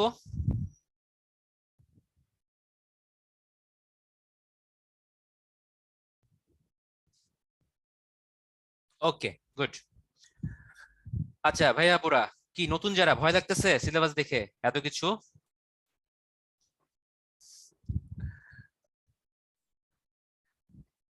আচ্ছা, কেউ কেউ ইয়েস, কেউ কেউ একটু, দু একজন দেখছি নো। আচ্ছা, গুড, দ্যাটস দ্য স্পিরিট। ভয় পাওয়া যাবে না ভাইয়া, ভয় পাওয়া যাবে না। শোনেন, আপনারা প্রিলিমিনারি দিয়েছেন, প্রিলি ইনশাল্লাহ পাস করে যাবেন। সো রিটেনে আপনাকে আটকাতে পারবে না। রিটেনে পাস করা হচ্ছে সব থেকে সহজ এবং একটা মডারেট নাম্বার তোলা ভেরি ইজি। জাস্ট পড়াশোনাটা শুরু করতে হবে। সবসময় মনে রাখবেন ভাইয়া, যে কোনো একটা গাড়ি বা যে কোনো একটা যন্ত্র যাই বলেন না কেন, যখন স্টার্ট করেন সেটা কিন্তু একদম স্লোলি মুভ করে। ইভেন বাসার ফ্যানটাও কিন্তু স্লোলি ঘোরা শুরু করে, দেন গ্রাজুয়ালি এটা স্পিড আপ হয়। তো আপনিও গ্রাজুয়ালি স্পিড আপ হবেন, টেনশনের কোনো কারণ নাই। কোন দিক দিয়ে শুরু করবেন সেটা ভাবছেন কেউ কেউ, অ্যাটলিস্ট তাইমুরের মতো করেন না। তাইমুরের গল্প তো সবার জানা আছে। তাইমুর তার পার্শ্ববর্তী প্রভিন্স অ্যাটাক করেছিল, অ্যাটাক করে ক্যাপিটাল সিটি দখল করে নেয়। এখন ক্যাপিটাল দখল করে নিলে ওই দেশের বা ওই প্রভিন্সের যে লিডার, সে কি করলো, আশপাশ থেকে তাকে ঘিরে ফেললো। তাইমুর ধরা পড়লো, মারা গেল। মানে মারা গেল বলতে মানে পরাজিত হলো, পালিয়ে গেল। এরপরে তাইমুর গিয়ে কি করলো, এক বুড়ি বা একজন মহিলার কাছ থেকে খাবার নেওয়ার সময় সে দ্রুত খেতে গিয়ে খাবারের মাঝখানে হাত দিয়ে ফেললো। প্রচন্ড গরম ছিল, আঙুল পুড়ে গেল। মহিলা হা হা করে হেসে বলল, তুমি তো তাইমুরের মতো কাজ করেছো। তাইমুর হচ্ছে আমাদের এই প্রভিন্সকে মাঝখান দিয়ে অ্যাটাক করেছে, তাই সে পরাজিত হয়েছে। সে যদি এক কোণা দিয়ে অ্যাটাক করতো, একটা একটা করে জিততে জিততে তারপর সেন্ট্রাল বা রাজধানীতে আসতো, সে আর কখনোই পরাজিত হতো না। তো আমার কথা আপনাদের প্রতি সেরকম, যে কোনো কিছুর মাঝখান দিয়ে শুরু করেন না, র্যান্ডমলি শুরু করেন না। যে কোনো একটা পার্ট নিয়ে আস্তে আস্তে শুরু করেন। আজকে আপনি 10টা টপিকের মধ্যে একটা টপিক পড়েন, 1 মাস ধরে পড়েন 2-3টা টপিক, 2 মাস পর গিয়ে দেখবেন 50% টপিক হয়ে গেছে। সো তখনই দেখবেন কনফিডেন্স চলে আসছে। সো ভয় পাওয়ার কোনো কারণ নাই, একটা অংশ দিয়ে শুরু করাটাই হচ্ছে স্পিরিট। ওকে, সেকশন সি বা 3 নম্বর সেকশনটা বাকি ছিল, শেষ করে দিই। প্রবলেম সলভিং, এটা ইন্টারন্যাশনালের 15 নম্বরের একটা প্রশ্ন। এখানে সাধারণত কয়েক রকমের প্রশ্ন আসে। কোনো কোনো ক্ষেত্রে পলিসি ব্রিফ লিখতে দেয়, কোনো কোনো ক্ষেত্রে নীতিপত্র লিখতে দেয়, কোনো কোনো ক্ষেত্রে সুপারিশমালা লিখতে দেয়। টেনশনের কারণ নাই ভাইয়া, ক্লাসে ডিটেলস আলোচনা করব, এগুলা ফরম্যাট নিয়ে কথা বলবো। সো তখন ক্লিয়ার হয়ে যাবে, এখন এত প্যারা নেওয়ার কোনো দরকার নাই। ডান। আচ্ছা, কোথায় কোথায় প্রশ্ন আসছে ভাই একটু দেখে নিবেন। প্রায় প্রতিটা অধ্যায় থেকেই প্রশ্ন আসছে মোর অর লেস। এই যে কনসেপচুয়াল পার্টটা দেখেন, সবগুলো মিলে 10টা হবে। তো সবকিছু মিলেই 10টা প্রশ্ন আসছে প্রতিবার। কোনোবার কোনোটা থেকে আসছে, কোনোবার কোনোটা থেকে আসে নাই। মোর অর লেস হতেই পারে। ওকে, এবার আসি ইংরেজি। ইংরেজি সিলেবাসটা খুব সহজে ব্যাখ্যা করা হয়ে যায়, কারণ ইংরেজিতে পার্ট হচ্ছে 2টা, 200 নম্বর। ফার্স্ট পার্টে হচ্ছে 100 নম্বর, সেকেন্ড পার্টে 100 নম্বর। ফার্স্ট পার্ট পুরোটাই হচ্ছে একটা প্যাসেজ থাকবে, প্যাসেজের মধ্যেই সব খেলা হবে। কি প্যাসেজ থাকবে? একটা আননোন কম্প্রিহেনশন দিবে, যেটা আপনি কখনো হয়তো দেখেন নাই, আবার হয়তো লাক ভালো হলে দেখতেও পারেন। যেমন 40তম বিসিএস এর প্যাসেজটা অনেকের কমন পড়ে গিয়েছিল। সো নর্মালি কমন পড়ে না। 38 বিসিএস এর প্যাসেজটা ছিল হচ্ছে স্মরণকালের মধ্যে সব থেকে কঠিন একটা প্যাসেজ। তো এরকম হতেই পারে, কঠিন সহজ যেটাই দিক না কেন, ওই প্যাসেজটা আপনাকে পড়তে হবে, প্যাসেজ থেকেই সব প্রশ্ন থাকবে। কি কি প্রশ্ন থাকে দেখি। প্রথম প্রশ্নটা হচ্ছে, প্যাসেজ থেকে আপনাকে 10টা প্রশ্ন লিখতে দেওয়া হবে। প্রতিটা প্রশ্নের নম্বর 3, 30 নম্বর থাকবে এখানে। অর্থাৎ 10টা কোশ্চেন থাকবে, প্যাসেজের আলোকে অ্যান্সার দিতে হবে। প্যাসেজ থেকে কোনো ডিরেক্ট সেন্টেন্স তুলে দেওয়া যাবে না। আপনারা ছোটবেলায় ইংরেজি ফার্স্ট পেপার সেকেন্ড পেপার পরীক্ষা দিয়েছেন না, 7, 8, 9, 10-এ? তখন ছিল না এরকম যে সিন কম্প্রিহেনশন, আনসিন কম্প্রিহেনশন? তখন প্রশ্ন থাকতো 5টা, 5 2 10 নম্বরের। সেখানে উল্লেখ থাকতো না যে প্যাসেজ থেকে কোনো প্রশ্ন কোট করা যাবে না। একটু মনে করে দেখেন। এখানেও সেম কাহিনী ভাইয়া, প্যাসেজ থেকে কোনো প্রশ্ন কোট করা যাবে না, নিজের মতো করে লিখতে হবে। সো এটার জন্য একটা প্র্যাকটিস প্রয়োজন, নিয়মিত পরীক্ষা দিতে হবে এগুলোর জন্য। এরপরে আরো 30 নম্বর থাকে, সেগুলো হচ্ছে কিছু কোশ্চেন যেগুলো গ্রামাটিক্যাল রিলেটেড। যেমন কিছু সিনোনিম অ্যান্টোনিম থাকতে পারে, কিছু পার্টস অফ স্পিচ চেঞ্জ করা থাকতে পারে। যেমন একটা বক্স দিয়ে বলবে যে একটা নাউন দেওয়া আছে, সেটাকে প্রোনাউন অ্যাডভার্ব করতে হবে, ভার্ব করতে হবে। কোন একটা ভার্বকে নাউনে প্রকাশ করতে হবে। এরকম 5টা প্রশ্ন থাকবে। তারপর কিছু মানে প্যাসেজের মধ্যে কিছু কঠিন শব্দ থাকবে, সেই শব্দটার মিনিং বের করে সেটা দিয়ে সেন্টেন্স লিখতে বলবে। এরকম কাজ মাঝে মধ্যে হয়। তারপর প্যাসেজের মধ্যে কোনো যদি কোনো ইডিয়ম বা ফ্রেজ থাকে সেটা উল্লেখ করে সেন্টেন্স মেকিং করতে বলে। এরকম টাইপের র্যান্ডম কয়টা থাকবে আই ডোন্ট নো, 5 মার্ক করে 6টা হতে পারে, 10 মার্ক করে 3টাও হতে পারে, অর্থাৎ টোটাল 30 মার্কস থাকবে। এই জন্য বলেছে a number of questions, you don't know how many questions. Okay, এরপর 30 30 60 হয়ে গেল। 20 নম্বরে একটা সামারি করতে হবে ওই প্যাসেজটার।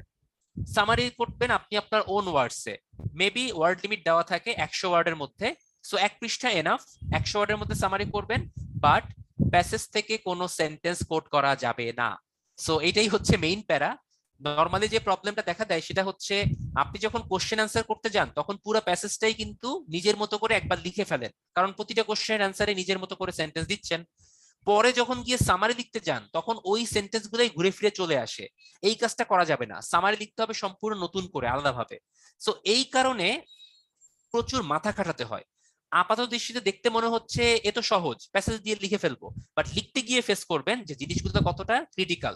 কারণ যখন নিজের মতো করে একটা 100 ওয়ার্ড লিখতে যাবেন, প্যাসেজের কোনো কিছু নেওয়া যাবে না, কোনো ওয়ার্ডও নর্মালি নেওয়া যায় না, সিনোনিমাস ওয়ার্ড ইউজ করতে হয়, তখনই মেইন খেলাটা হবে।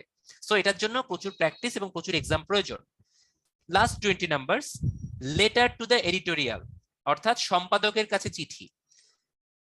যে টপিকটা নিয়ে আপনার প্যাসেজটা থাকবে সেই টপিক রিলেটেড কোনো একটা প্রবলেম দিয়ে সম্পাদকের কাছে একটা চিঠি লিখতে বলবে। যেমন যদি এরকম হয় যে আমাদের সোশ্যাল নেটওয়ার্কিং এর কারণে আমাদের মধ্যকার কমিউনিকেশন কমে যাচ্ছে, বা ইন্টার পার্সোনাল কমিউনিকেশন কমে যাচ্ছে, ফেস টু ফেস কমিউনিকেশন কমে যাচ্ছে, এরকম নিয়ে একটা প্যাসেজ দিল। তো আপনাকে হয়তো এখানে উল্লেখ করবে যে সোশ্যাল নেটওয়ার্কিং এর বা সোশ্যাল সাইট গুলার কুফল উল্লেখ করে এডিটোরিয়ালের কাছে একটা চিঠি লেখার জন্য, এরকম হতে পারে। সো জাস্ট একটা এক্সাম্পল দিলাম আর কি। সো এটার জন্য আমাদের একটু প্র্যাকটিস প্রয়োজন। ফ্রেজ হিসেবে কোড না করাই ভালো, কোড করবেন না আপনি, ঠিক আছে? এখানে ফ্রেজ হিসেবে কখনোই দেওয়া যায় না, বাট যদি কখনো প্রয়োজন হয় একটা দুইটা করতে পারেন, বাট না করাটা বেটার। ওকে, এই হচ্ছে 100 নাম্বার। প্যাসেজটা পড়তেই অনেক সময় কেটে যায় অনেক সময়, সো এই জন্য অনেক সময় এখানে বেশি টাইম স্পেন্ড করে ফেলেন অনেকে, কিন্তু সেকেন্ড পেপারে আপনার জন্য কিন্তু আরো অনেক কিছু ওয়েট করছে, সেখানেও আপনাকে টাইম দিতে হবে। চলেন সেকেন্ড পেপারে যাই। সেকেন্ড পেপারের 100 নাম্বারে মাত্র 3টা টপিক, বিলিভ মি ভাইয়া, মাত্র 3টা। একটা রচনা 50 নাম্বারে, আর 2টা translation, Bangla to English, English to Bangla, এই 2টা 50 নাম্বার। এই হচ্ছে সিলেবাস। রচনা নিয়ে আগে কথা বলে ফেলি। 3টা রচনা দেওয়া থাকবে, যে কোনো একটা লিখতে হবে ওই বাংলার মতো করেই ভাইয়া। বাংলা রচনা যেরকম প্রিপারেশন নিবেন, সেম বাংলা রচনাগুলোকে আপনি ইংলিশে কনভার্ট করে প্রিপারেশন নিয়ে রাখবেন, কারণ সেম রচনাও চলে আসতে পারে। আর বাংলাদেশ অ্যাফেয়ার্স, ইন্টারন্যাশনাল অ্যাফেয়ার্স যখন আপনি পড়াশোনা করবেন তখন অনেক টপিক নিয়ে আপনার পড়াশোনা হয়ে যাবে। সো তখন দেখবেন বাংলা রচনা ইংলিশ রচনাও কভার হয়ে যাবে। সো রেস্ট অ্যাসিউরড, রচনা নিয়ে কোনো প্যারা নেওয়া যাবে না। এবার আসি ট্রান্সলেশনে। ট্রান্সলেশন 2 রকম ভাবে করা যায়। একটা হচ্ছে আক্ষরিক অনুবাদ, মানে লাইন বাই লাইন অনুবাদ করে যাবেন। একটা হচ্ছে ভাবানুবাদ। সো আপনি কোথায় আক্ষরিক অনুবাদ করবেন, কোথায় ভাবানুবাদ করবেন, এটা ডিপেন্ড করে। যেখানে আক্ষরিক অনুবাদ করলে সুন্দর লাগতেছে সেখানে আক্ষরিকই করতে হবে, যেখানে ভাবানুবাদ করলে সুন্দর লাগে সেখানে ভাবানুবাদ করতে হবে। কিভাবে বুঝবেন? একটাই ওয়ার্ড আপনার জন্য বা সবার জন্য, practice, practice and practice, nothing to say. দৈনিক পত্রিকা থেকে একটা বাংলা পত্রিকা, একটা ইংলিশ পত্রিকা নিজের মতো করবেন, করে ওখান থেকে এডিটোরিয়াল পড়বেন, এডিটোরিয়ালটাকে ইংলিশটাকে বাংলা করবেন, বাংলাটাকে ইংলিশ করবেন। ডেইলি একবার একটা একটা প্যাসেজ আপনাকে মিনিমাম ট্রান্সলেশন করতে হবে। করতে করতে আপনি আস্তে আস্তে, মানে কি বলবো, মানে পারফেক্ট হয়ে যাবেন। এখানে কিন্তু বেশ বড় বড় প্যাসেজ দিবে, সো একটা প্যাসেজ ট্রান্সলেশন করে ইংলিশে লিখতে বা বাংলায় লিখতে অনেক সময় লাগে। সো আপাত দৃষ্টিতে টপিক গুলো কম মনে হলো যে মাত্র 3টা প্রশ্নে 100 নাম্বার, এখানে অনেক টাইম স্পেন্ড হয়ে যায়, রচনায় লাস্টে গিয়ে টাইম পাওয়া যায় না। সো রচনার জন্য মিনিমাম 1 ঘন্টা সময় রাখবেন। 50 নাম্বার ভাইয়া, একটা ম্যাথ পরীক্ষায় থাকে 50 নাম্বার, এখানে রচনাতেই 50 নাম্বার। সো আপনাকে গুরুত্ব সেভাবেই দিতে হবে। ভালো লিখলে 35 থেকে 40 নাম্বারও পেতে পারেন, যেটা হয়তো ম্যাথ ভালো প্র্যাকটিস করলেও পাবেন না। So it depends. ওকে, আচ্ছা, ট্রান্সলেশনের জন্য আরেকটা টেকনিক বলি। ট্রান্সলেশনে হচ্ছে ম্যাক্সিমাম ক্ষেত্রে সহজ ট্রান্সলেশন কম দেয়, কমপ্লেক্স সেন্টেন্স গুলো এখানে বেশি দেয়। অর্থাৎ 2-3টা সেন্টেন্স জয়তালি মাখায় দিবে, আপনি প্যাচ খেয়ে যাবেন।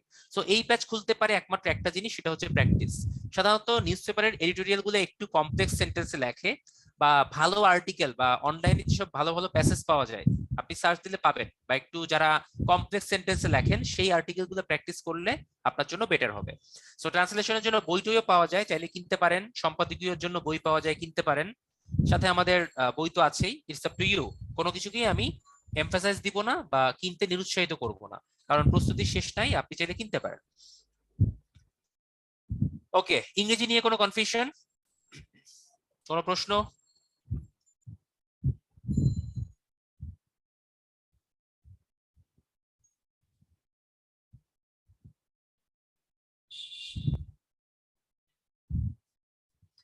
আচ্ছা, সবাইকে একটু বলি, অনেকেই তো আছেন। আহ, আমার ক্লাসগুলো হবে অলওয়েজ রেসপন্সিভ। আমি কোনো কিছু আস্ক করলে বা কোনো কিছু জিজ্ঞাসা করলে চ্যাট বক্সে একটু রেসপন্স করবেন, কষ্ট করে হলো ওয়াই এন সামথিং লিখে রেসপন্স করবেন। আমার ক্লাসগুলো যখন পরবর্তীতে পাবেন, ইন্টারন্যাশনাল অ্যাফেয়ার্স বা সায়েন্স বা অন্য টপিক গুলা, দেখবেন যে আমি ইন্টারাকশন ছাড়া কখনো ক্লাস নেই না। সো আগে থেকে একটু আপনাদেরকে বলে রাখি, চেষ্টা করবেন রেসপন্স করার জন্য। আচ্ছা, ফয়সাল ভাই প্রশ্ন করেছেন ইংরেজি রচনা রচনা কত পৃষ্ঠা লিখতে হয়। ভাই, পৃষ্ঠার উপর কোনো হাত নাই আমাদের। আপনি যদি 10 পৃষ্ঠার মধ্যে সুন্দর করে গুছিয়ে লিখে আসতে পারেন তাতেও হবে। আবার আপনি যদি 15-20 পৃষ্ঠা লিখতে পারেন, 30 পৃষ্ঠাও লিখতে পারেন, কোনো প্রবলেম নাই। আমি 38-এ রচনা লিখেছিলাম মাত্র 10.5 পৃষ্ঠা, তো প্রবলেম হয়নি। 38-এর মতো কঠিন প্রশ্নের একটা ইংরেজিতে ভালো নম্বর পেয়েছিলাম। So it doesn't matter. Bangla রচনা লিখেছিলাম 13.5 পৃষ্ঠা, 38তম বিসিএস এ। আমার বাংলায় নম্বর ছিল 38-এ 137, ফার্স্ট পেপার সেকেন্ড পেপার মিলিয়ে, যেটা আমার কাছে বেশ হেলদি মনে হয়। সো এটা ম্যাটার করে না। আবার অনেকে 35 পৃষ্ঠা 30 পৃষ্ঠা বাংলা রচনা লিখেছে, সে আমার থেকেও কম পেয়েছে। সো আমার কথাটা হচ্ছে, আপনি রচনার মধ্যে কি ইনপুট দিচ্ছেন, কি লিখতেছেন, সেটা ম্যাটার করে। ঠিক আছে? আচ্ছা, ওয়ার্ড লিমিট যদি দেওয়া থাকে সেক্ষেত্রে আলাদা ব্যাপার, আপনি কোশ্চেনে দেখবেন ওয়ার্ড লিমিট আছে কিনা, ওয়ার্ড লিমিট থাকলে সেভাবে লিখবেন, নো প্রবলেম। আচ্ছা, ফ্রি হ্যান্ড পারেন না একজন ভাইয়া বলেছেন, কোনো সমস্যা নাই ভাইয়া, আজকে থেকেই লেখা শুরু করেন। যে কোনো একটা টপিক নিয়ে প্রতিদিন আধা ঘন্টা করে লিখবেন, বাংলাও লিখবেন ইংরেজিও লিখবেন। মনে করেন এই যে বিদ্যুৎ যাচ্ছে, লোডশেডিং হচ্ছে প্রচুর, লেখেন না লোডশেডিং নিয়ে, লেখেন আধা ঘন্টা লিখতে পারেন কিনা বা 10 মিনিট লিখতে পারেন কিনা। দেখবেন প্রথম দিন পারতেছেন না, 7 দিন পর্যন্ত পারতেছেন না, এক মাস পারতেছেন না, দ্বিতীয় মাসে গিয়ে দেখবেন লেখা শুরু হয়ে যাচ্ছে, পারতেছেন। কেন? কারণ আপনার মধ্যে পড়ার অভাব আছে। আপনি পড়েন, পড়লেই লিখতে পারবেন, না পড়লে লিখবেন কিভাবে? আপনাকে তো ইনফরমেশন দিতে হবে, তাই না? সো পড়ার অভ্যাস বাড়ান, দেখবেন ধীরে ধীরে লিখতেও পারবেন। এই জন্য নিউজ পেপার পড়েন, আর্টিকেল পড়েন, নিউজ টিউজ দেখেন, দেখবেন আস্তে আস্তে ইনফরমেশনগুলো নিজের মধ্যে গেইন করতে পারলে ফ্রি হ্যান্ড রাইটিং বেটার হবে। সো ফ্রি হ্যান্ড রাইটিং এর জন্য একটা সেন্টেন্স বলবো বা একটা ওয়ার্ড বলবো, সেটা হচ্ছে প্র্যাকটিস, প্র্যাকটিস এবং প্র্যাকটিস। ওকে, চলে যাই পরবর্তী টপিকে, ম্যাথমেটিক্যাল রিজনিং বা গাণিতিক বিশ্লেষণ। গণিত নিয়ে ভাই আমার কিছু বলার নাই। গণিতে টোটাল নাম্বার 50। সাধারণত 12টা প্রশ্ন থাকে, 10টা অ্যান্সার করতে হয়, 2টা অপশন থাকে। সো 10টা প্রশ্নে 5 করে 50 নাম্বার। বাট কখনোই 10টা প্রশ্নে মাত্র 10টাই থাকে না, প্রতিটাতে দুইটা দুইটা করে পার্ট থাকে। সো আলটিমেটলি আপনাকে 20টার মতো প্রশ্ন অ্যান্সার করতে হয় 2.5 মার্ক করে, অথবা 15-16টা মিনিমাম অ্যান্সার করতে হয়। সো সিলেবাসটা কি? সিলেবাস হচ্ছে পাটিগণিত, বীজগণিত, জ্যামিতি। প্রিলিতে যা পড়ছেন হুবহু সেম জিনিস, রিটেনে শুধুমাত্র ডিটেলসে করতে হবে, লিখে লিখে করতে হবে, একটু বড় ম্যাথ করতে হবে। প্রিলিতে হয়তো ছোট ছোট ম্যাথ করছিলেন। সো ম্যাথ নিয়ে আমি আর কিছুই বলবো না, ক্লাসেই বাকি সব বুঝতে পারবেন। Syllabus 100% common to prelim.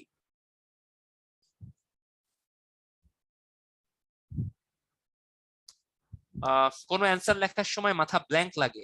Blank লাগবে তখনই যখন আপনি নার্ভাস থাকবেন। আপনি প্রিপারেশন একটু ভালো করে নেওয়া শুরু করেন, দেখবেন কনফিডেন্স লেভেল বাড়লে তখন আর মাথা ব্ল্যাঙ্ক লাগবে না। আরেকটা কারণে হতে পারে নার্ভাস ফিল করবেন, নার্ভাসনেস কাটানোর চেষ্টা করেন। মানে বিসিএস একটা চাকরি, একটা পরীক্ষা, নাথিং এলস। এটার উপর আপনার লাইফ ডিপেন্ড করে না, লাইফ অনেক বড়, তাই না? সো এটা হয়ে গেছি আমি তাই বলতেছি এরকম না, এটা আফটার একটা চাকরি, নাথিং এলস। আচ্ছা, টাইম হচ্ছে আপনার 2 ঘন্টা ম্যাথের জন্য, 2 ঘন্টা সময় পাবেন। সো 15-16টা করতে গেলে একটু কষ্ট হবে, সো ম্যাথেও প্রচুর প্র্যাকটিস মনে হবে, করতে হবে। আচ্ছা, ম্যাথ দেখে অনেকে লাফিয়ে উঠেছেন আমার মনে পড়ছে, সেটা হচ্ছে যারা সায়েন্স ব্যাকগ্রাউন্ডে তারা বলছেন যে পাইছি এবার, এখানে আমরা 50-এ 50 কাঁপিয়ে দিব, আমি তো সায়েন্সে পড়েছি, ইঞ্জিনিয়ারিং করেছি, আমার আর বেশি প্র্যাকটিস করতে হবে না। না ভাইয়া, ইউ গট মি রং। আপনি পুরো বোকার স্বর্গে বাস করতেছেন।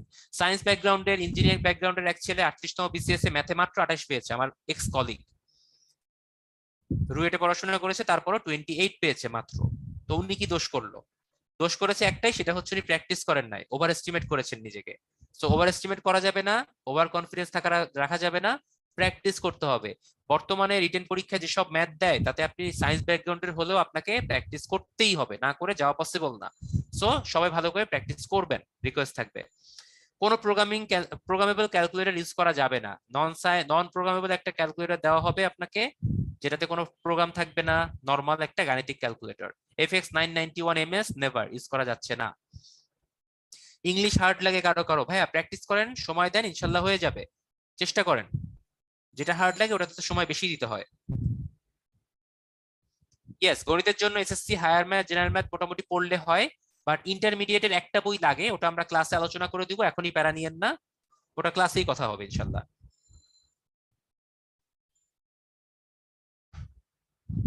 সাগর ভাই 38তম BCS এর লিগ্যাল পেপার দিয়েছিল, আপনারা 41-43 যে খাতা দেখেছেন সেই খাতায়। সো এখানেও অনেকে লিখেছে ভাইয়া, কারো হাতের লেখার সাইজ বড়, কেউ ফাঁকা ফাঁকা দিয়ে লেখে, সো চাইলে 30 পৃষ্ঠা লেখা possible. So it's up to you, আপনি কিভাবে লিখবেন।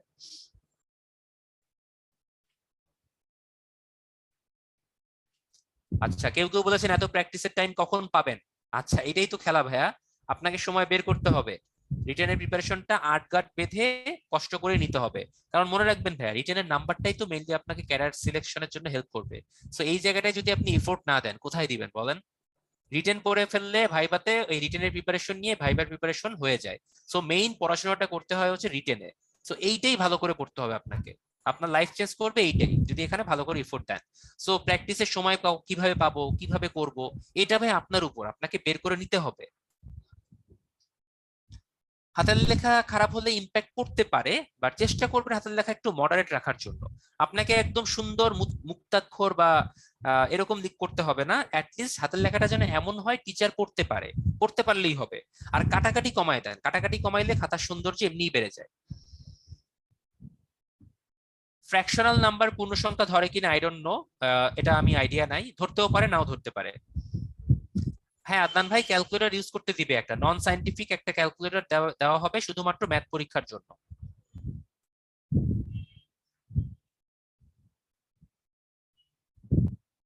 ওকে,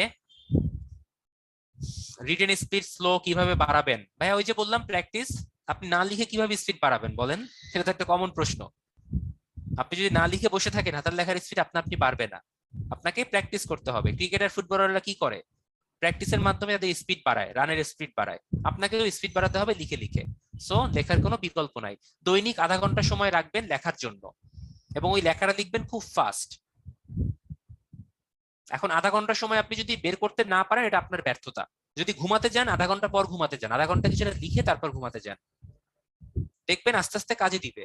আমার কথাগুলো এখন হয়তো মনে হতে পারে ভাইয়া এত কিছু তো করা যাবে না, আপনি জাস্ট 1 মাস পরে আমার সাথে আবার কথা বলেন, দেখবেন আপনি আপনার কনসেপশন থেকে সরে আসবেন, যে না ভাই আমি অনেকটা ডেভেলপমেন্ট করতে পারছি, বা কিছুটা হলেও পারছি।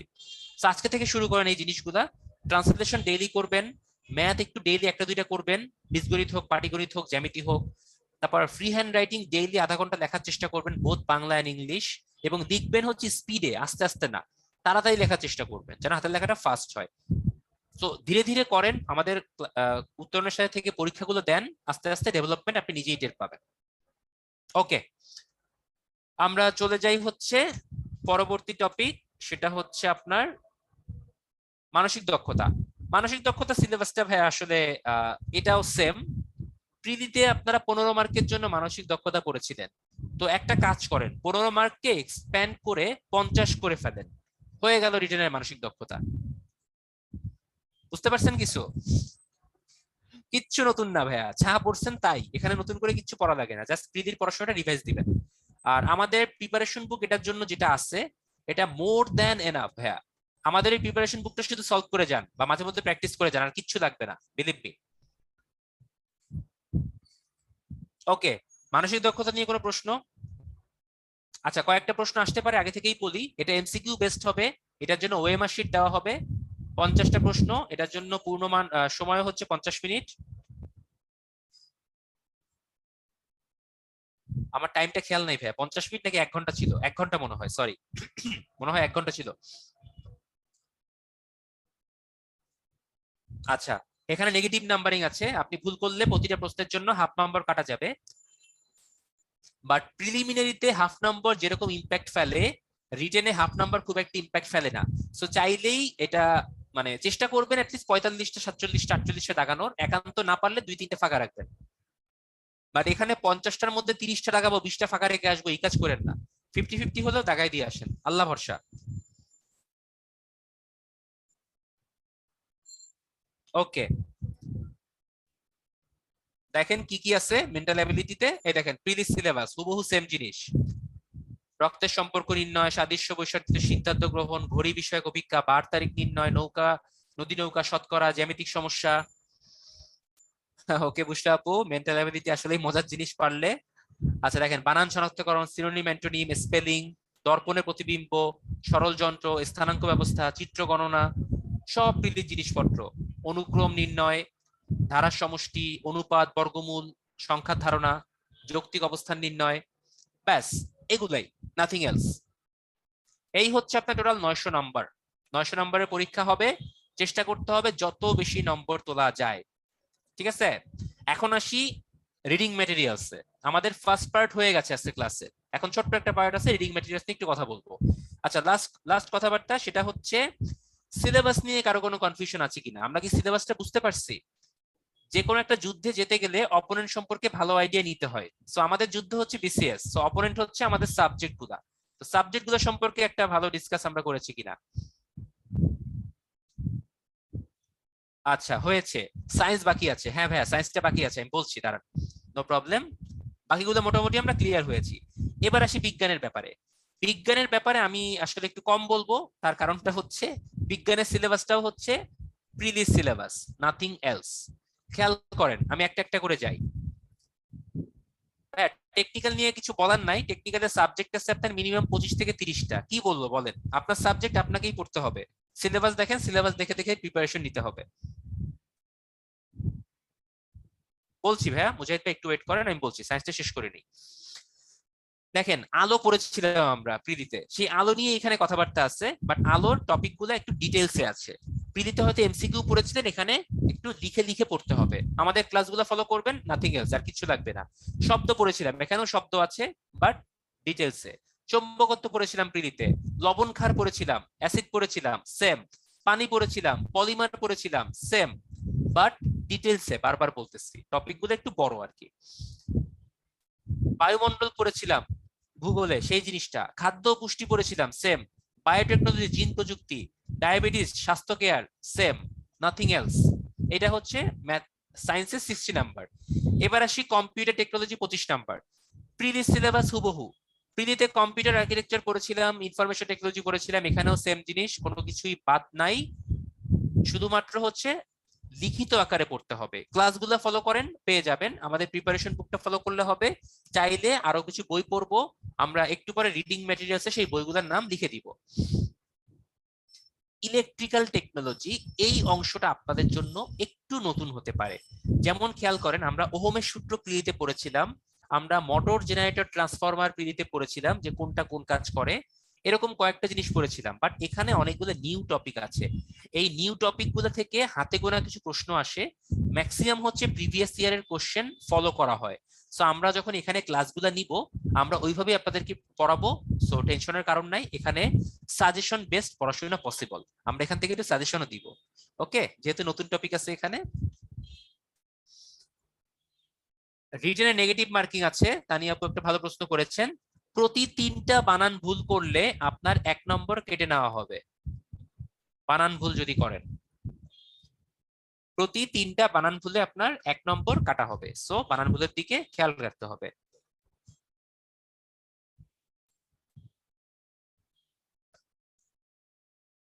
ওকে, ডাক্তারদের জন্য কোনো আলাদা ক্লাস হবে কিনা এটা আমাদের হেল্পলাইনে বা হটলাইনে ফোন দিয়ে শুনুন ভাইয়া, এটা আমার টপিকের মধ্যে পড়ে না, আমি জানি না। আচ্ছা এবার আসি, বিজ্ঞান তো হয়ে গেল। টেকনিক্যাল ক্যাডার যারা, তারা কি করে? যারা বোথ ক্যাডারে অ্যাপ্লাই করে তাদের জন্য আলাদা একটা 200 নম্বরের পরীক্ষা হয়। সেটা হচ্ছে তাদের সাবজেক্ট রিলেটেড একটা পরীক্ষা হয়। যেমন কেউ হয়তো ইঞ্জিনিয়ারিং এ পড়েছে, তার ইঞ্জিনিয়ারিং সাবজেক্টটা পরীক্ষা থাকবে। কেউ ডাক্তারিতে পড়েছে, তার ডাক্তারির জন্য একটা পরীক্ষা থাকবে। কেউ বাংলা সাহিত্যে অনার্স মাস্টার্স করেছে, তার বাংলার উপর একটা 200 নম্বরের পরীক্ষা হবে। টপিক কি? টপিক পিএসসি ওয়েবসাইটে সিলেবাসে দেওয়া আছে। অনার্সে যা যা পড়েছেন হুবহু সেম জিনিসগুলাই থাকবে, সিলেবাস দেখে দেখে পড়ে নিতে হবে। আচ্ছা এবার আসি যারা শুধুমাত্র টেকনিক্যাল ক্যারিয়ার অ্যাপ্লাই করেছেন, মানে জেনারেল ক্যারিয়ার না, তারা কি করবেন? তাদের জন্য বিজ্ঞান পার্টটা আর বাংলা সেকেন্ড পার্ট, এই দুইটা পার্ট থাকে না, তাদের এই দুইটা পরীক্ষা দিতে হয় না। আমি আবারও বলছি, যারা শুধুমাত্র টেকনিক্যাল ক্যাডারে অ্যাপ্লাই করেছেন তাদের জন্য বাংলা সেকেন্ড পেপার এবং বিজ্ঞান এই 100 নম্বরের পরীক্ষা দিতে হয় না। তার বদলে তাদের টেকনিক্যাল যে সাবজেক্টটা আছে, এই যে 200 নম্বরের পরীক্ষাটা হয়, সেই 200 নম্বরের নম্বরটা অ্যাড করে টোটাল 900 নম্বর হিসাব করে তারপর মেরিট লিস্ট করা হয়। আমরা কি বুঝতে পারছি? যারা টেকনিক্যাল ক্যাডারে আছি তাদেরকে জিজ্ঞাসা করছি। টেকনিক্যাল ক্যাডারদের কাছে জিজ্ঞাসা আমার যে আমরা বুঝতে পেরেছি কিনা, কোনো কনফিউশন আছে কিনা, টেকনিক্যালরা কিভাবে পড়বো বা কিভাবে পরীক্ষা দিব।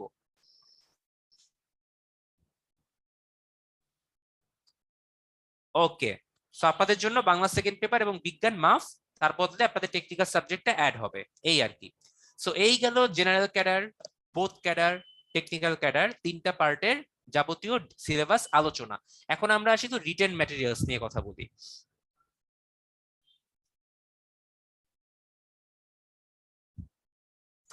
হ্যাঁ, সাগর ভাই একটা ভালো পয়েন্ট আউট করেছেন। লাস্ট দুইটা বিসিএস থেকে একটা খাতাতেই বাংলা পরীক্ষা হয়। আগে বাংলা পরীক্ষায় দুইটা খাতা দেওয়া হতো, দ্বিতীয় খাতাটা আলাদা করে নেওয়া হতো, ওটার পরীক্ষা দেওয়া লাগতো না যারা হচ্ছে আপনার টেকনিক্যাল ক্যাডারের। এখন হচ্ছে একটা খাতাতেই পরীক্ষা হয়। টেকনিক্যাল ক্যাডাররা 3 ঘন্টা সময় পান, তাদের জন্য স্পেসিফিক করা থাকে তারা কোন অংশটা অ্যান্সার করবে, নাথিং এলস। টেকনিক্যাল ক্যাডারের এক্সামের আগে আপনার মোটামুটি 1 মাস সময় পাবেন, মানে রিটেন শেষ হয়ে গেলে মোটামুটি 1 মাস ম্যাক্সিমাম এর মধ্যেই পরীক্ষা হয়ে যায়। টেকনিক্যালের রিটেনের জন্য বই সাজেস্ট করব ভাইয়া, এটা তো আমার এখতিয়ারের বাইরে। আমি ইলেকট্রিক্যাল ইঞ্জিনিয়ারিং এ পড়াশোনা করেছি, আমি হয়তো ইলেকট্রিক্যালের কোন একটা বই সাজেস্ট করতে পারবো, বাট অন্যান্য সাবজেক্টের বই তো আমি সাজেস্ট করতে পারবো না। প্রতিটা টেকনিক্যাল ক্যারিয়ারের সাবজেক্টের জন্য নীলক্ষেতে কিছু বই টই পাওয়া যায়, একটু খুঁজে টুজে কিনতে হয় আর কি।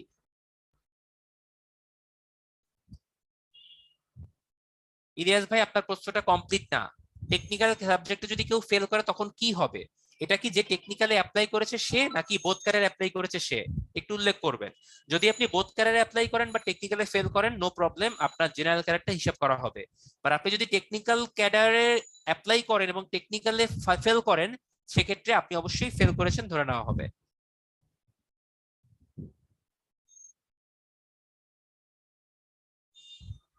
ওকে, কোশ্চেন থাকলে চ্যাট বক্সে করতে পারেন, কোনো সমস্যা নেই, আজকে আপনাদের কোশ্চেনের অ্যান্সার দিব, নো প্রবলেম। আচ্ছা, আমরা তাহলে রিডিং ম্যাটেরিয়ালস একটু পড়ে ফেলি, দেখি in the mean time.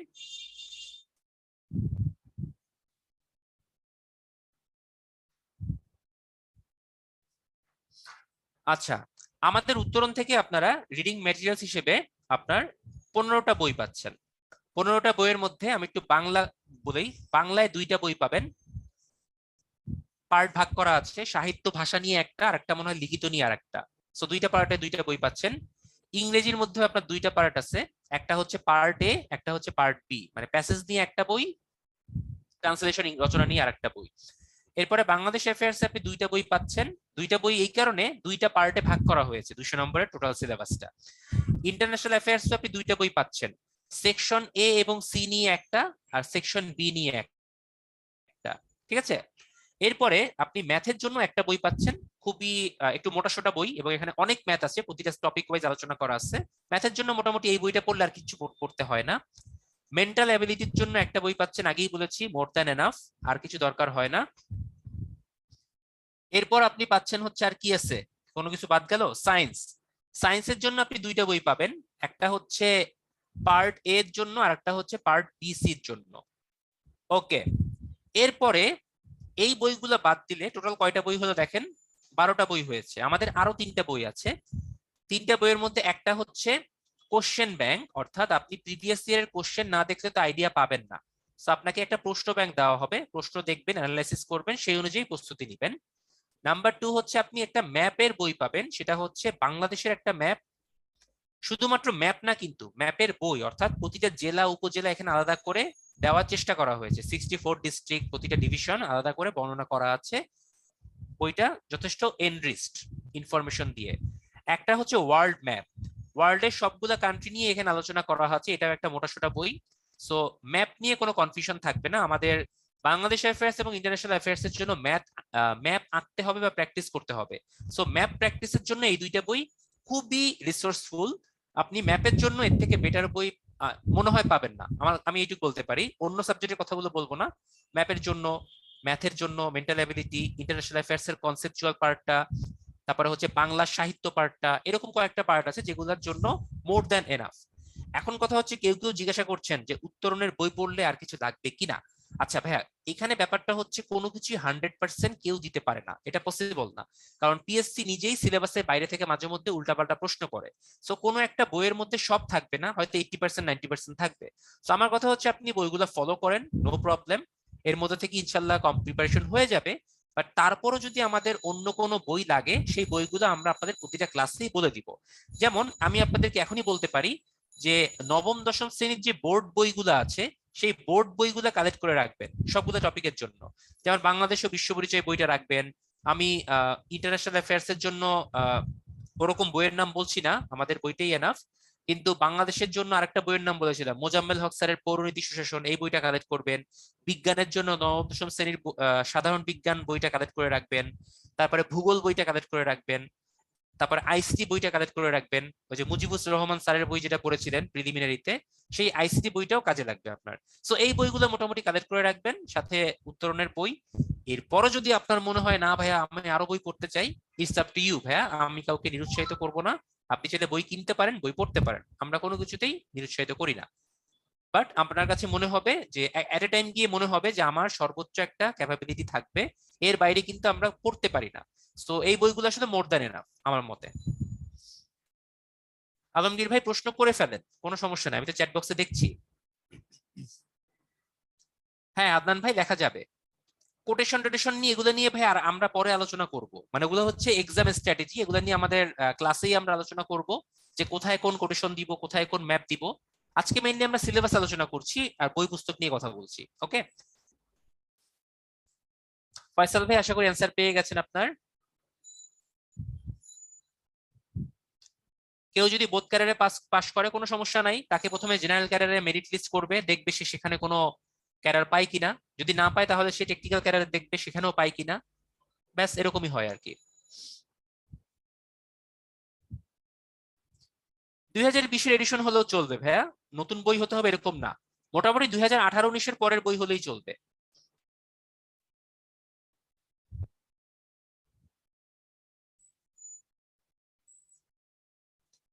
Recent কিছু জিনিসের জন্য ম্যাটেরিয়ালস দেওয়া হবে কিনা। আচ্ছা, রিসেন্ট জিনিসের জন্য ম্যাটেরিয়ালস দেওয়া হবে কিনা এটা আমি শিওর না ভাইয়া, একটু আমাদের হেল্পলাইন বা ব্রাঞ্চে একটু যোগাযোগ করে নিবেন, তাদের কাছে অ্যান্সারটা পাবেন। ওকে, এটা আমার জুরিসডিকশনের বাইরে, বাট দেওয়ার কথা। আলমগীর ভাই বলেছেন ম্যাপের কোনো টেমপ্লেট বাইরে থেকে বানিয়ে নিয়ে যেতে পারবো কিনা, মানে কি পরীক্ষার হলে টেমপ্লেট বানিয়ে নিয়ে যাবেন এরকম কিছু? না না না, এরকম কেন করবেন বা কিভাবে করবেন, ইটস নট পসিবল। আপনার প্রশ্নটা তারপর আমার কাছে ক্লিয়ার না, চাইলে একটু ক্লিয়ারলি বলতে পারেন। প্রিলিতে ম্যাথ প্রিপারেশন ঘাটতি ছিল, রিটেনে ফেস করতে হবে কিনা কোনো প্রবলেম? না ভাইয়া, কোনো প্রবলেম ফেস করতে হবে না, বাট একটু বেশি প্র্যাকটিস করতে হবে। যে যে টপিক গুলো ঘাটতি ছিল ওগুলোতে একটু টাইম বেশি দিতে হবে। এখন কথা হচ্ছে, রিটেনের যতগুলো ম্যাথ আছে বা যেসব টপিক আছে, একজন ব্যক্তি কোনো টপিকই বাদ দিয়ে যেতে পারবে না, আপনাকে প্র্যাকটিস করতেই হবে। সো আপনি এখানে সময়টা কাজে লাগান, কোনো প্রবলেম নাই। কনস্টিটিউশনের জন্য আরিফ খানের সংবিধান আছে একটা ব্যাখ্যামূলক, অনেকে কিন্তু আমাদের সময়ে, আমি কিনি নাই যদিও, আমি একটা পকেট সংবিধান দিয়ে পাশ করে গেছি। সো আপনি যে কোনো বই কিনতে পারেন ভাই, আমি কোনো বই সাজেস্ট করছি না। আরো অনেক বই আছে, বিভিন্ন প্রকাশনীর বই টই আছে সংবিধানের জন্য, কিনতে পারেন।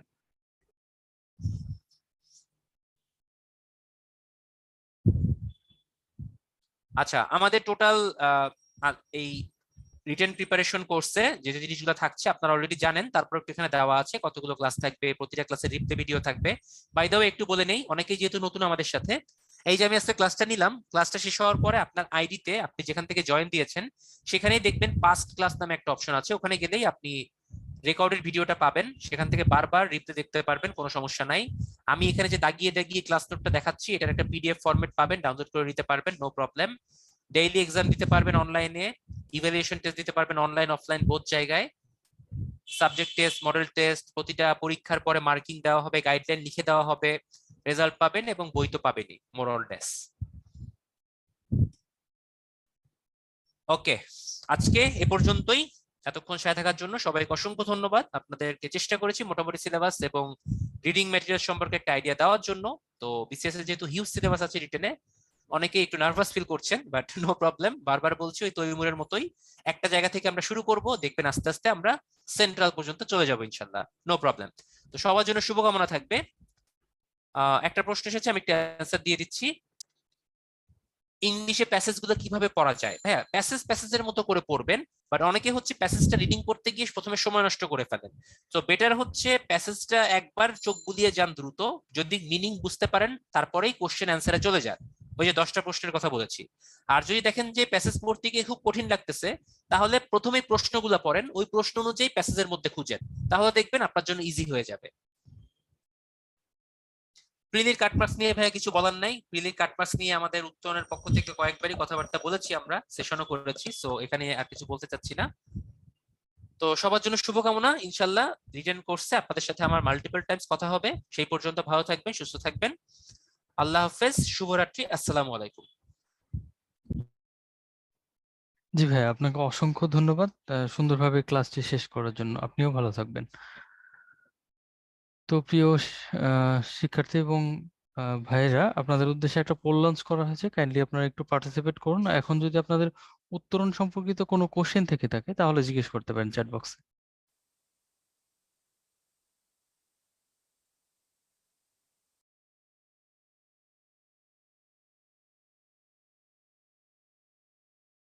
আচ্ছা, বইয়ের ব্যাপারে বেশ কয়েকজনের কাছ থেকে কোশ্চেন পাচ্ছি। তো বইয়ের ব্যাপারে আপনারা যে ব্রাঞ্চে ভর্তি হয়েছেন, কাইন্ডলি সেই ব্রাঞ্চে একটু যোগাযোগ করে নেবেন, কেননা বইগুলো ওইখান থেকেই আসলে আপনাদেরকে সংগ্রহ করতে হবে। আর এছাড়া যদি কোনো প্রবলেমে পড়ে থাকেন, আপনার আমাদের হেল্পলাইন আছে, সেখানে একটু কল করে কাইন্ডলি জেনে নেবেন।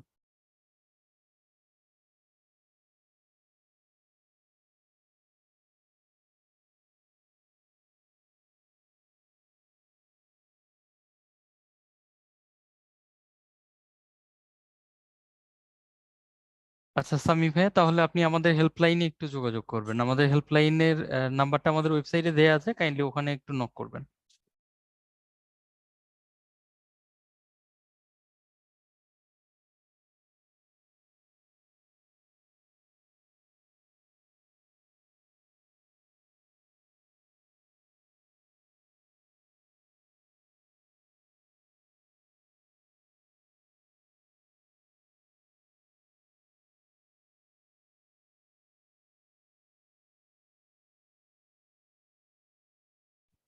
আলমগীর ভাইয়া, আমি আপনার কোশ্চেনটা ক্লিয়ার বুঝতে পারিনি, আরেকবার যদি করতেন।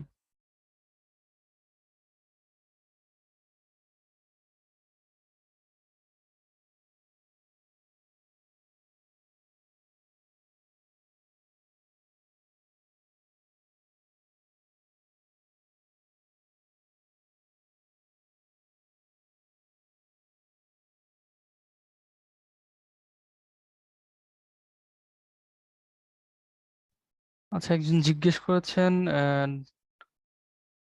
ডাক্তারদের জন্য আলাদা কোনো এক্সাম বা ক্লাস হবে কিনা। এই ব্যাপারে এখন পর্যন্ত তেমন কোনো নির্দেশনা নেই, তবে একটু অপেক্ষা করতে বলবো, আদারওয়াইজ একটু ব্রাঞ্চের থেকে আপনি জেনে নিতে পারেন।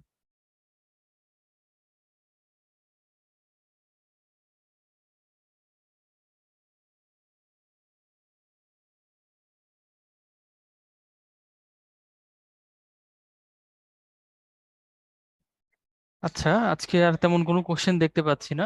তো ঠিক আছে, হ্যাঁ, রুটিনের লিঙ্কটা আমি ওয়েবসাইটে চ্যাট বক্সে দিয়ে দিচ্ছি, এখান থেকে আপনারা নিয়ে নিতে পারেন।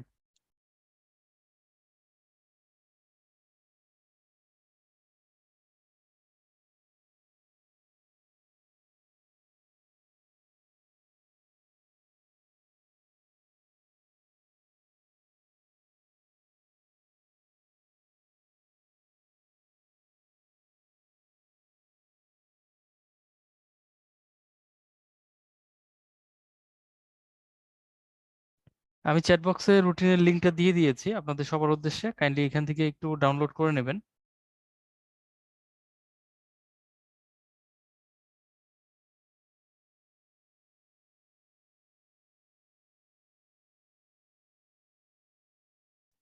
আচ্ছা, আজকে আর তেমন কোনো কোশ্চেন দেখতে পাচ্ছি না।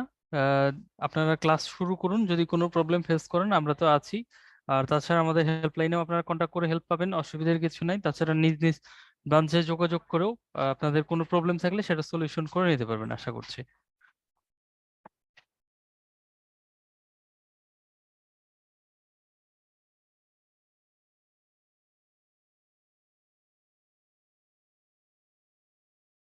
হ্যাঁ মাহিন ভাই, চ্যাট বক্স বলতে বোঝাচ্ছি যে আমাদের এখানে আপনারা জুমের মাধ্যমে ক্লাস করছেন, যেহেতু এখানে আপনি দুইটা অপশন পেয়ে থাকেন, একটা Q&A এবং আরেকটা চ্যাট বক্স। আপনি চ্যাট বক্সটাতে কনভারসেশন গুলো করবেন।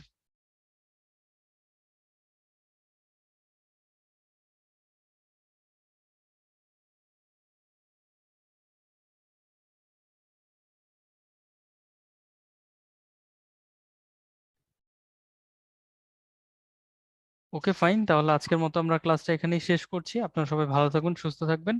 নেক্সট ক্লাসে আবার কথা হচ্ছে আপনাদের সাথে। সবাইকে অসংখ্য ধন্যবাদ এতক্ষণ সঙ্গে থাকার জন্য।